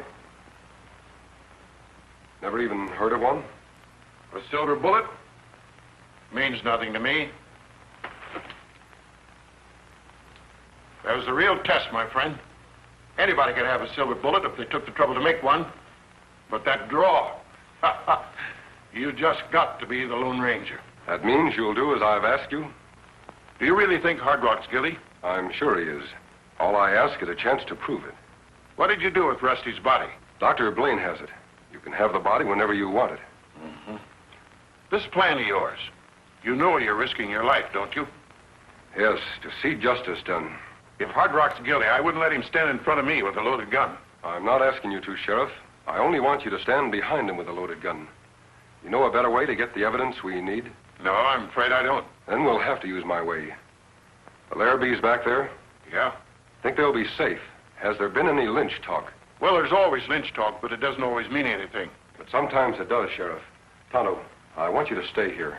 Hard Rock's place is less than 2 miles away. Any real trouble, you can warn us in a few minutes. Maybe you get into trouble. I hope not. What we have to do shouldn't take us more than an hour. It's 4:10. If we're not back by 5:10, you come after us. Ah, me do that. Come on, Sheriff. Let's go.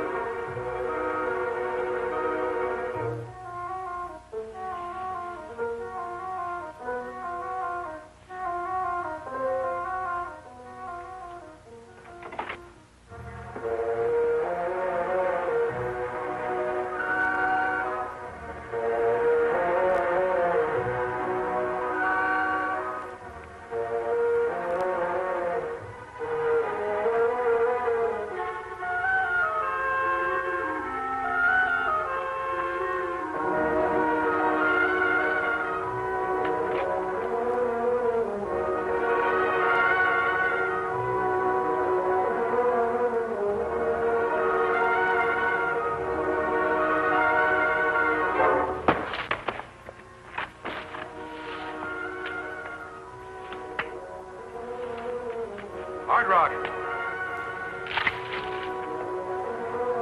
Hard Rock, are you in there? I have to talk to you. Hard Rock! Here I am, stranger.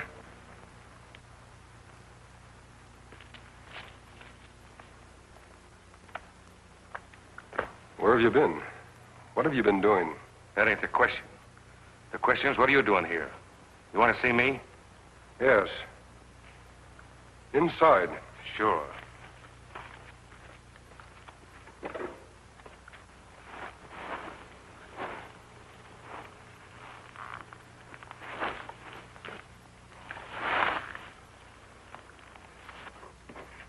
You want to see Rusty, do you, Hard Rock? You know where he is? Tell me. And if I told you, what would you do? Finish the job you started before? Trying to get me to talk, huh? And if I did, what good would it do you? You don't have to talk. I know the truth. If you want to know where Rusty is... You'll tell me. To hear you talk.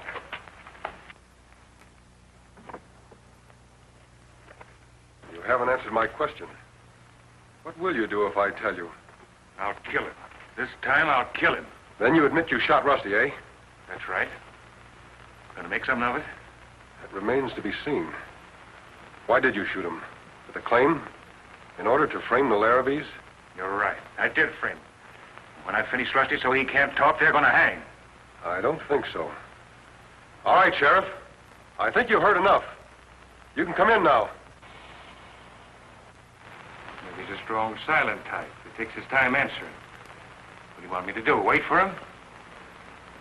How long will that be, Hard Rock? Years, mister. Years. So don't get any funny ideas.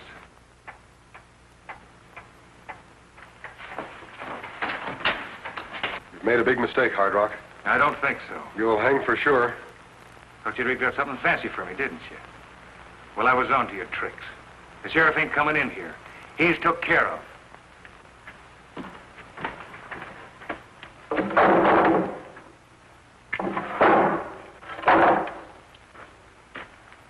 Now you're going to be took care of. That's the Lucky Sarah's mine shaft, isn't it? That's right. It drops 300 feet straight down. Quite a drop. Expect me to make it? You're going to drop the whole way. Nothing to be so cheerful about. Now get over there. Quit your stalling. Right up against it. Get them hands back up. Get them up.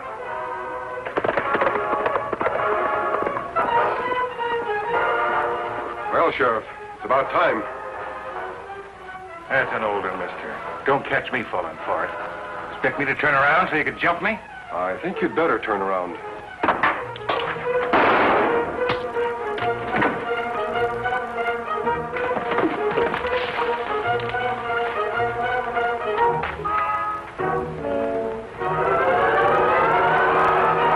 Kemosabe, you all right? Yes. How about the sheriff? Sheriff hurt bad. Me go for Dr. Blaine? Yes, Tonto.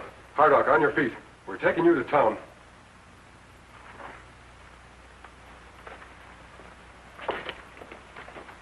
We stopped by to let you know how the sheriff was getting along. Dr. Blaine says he'll be up and around in a couple of days. Then they'll hold Hardrock's trial. I think you can be sure he'll be convicted. We want to thank you, stranger. Did the sheriff really hear enough to convict him? Yes, Bob, he heard enough. Only he was too badly injured to move. Tonto, time to go on. Time, all right. Hey, wait. I wanted to ask him his name. Sure beats me. I wonder who he was. I'm surprised at you. I thought you knew. Huh? Who, me? No, who is he? I got it from Doc Blaine. The sheriff told him. He's the Lone Ranger. The Lone Ranger. Hi-yo,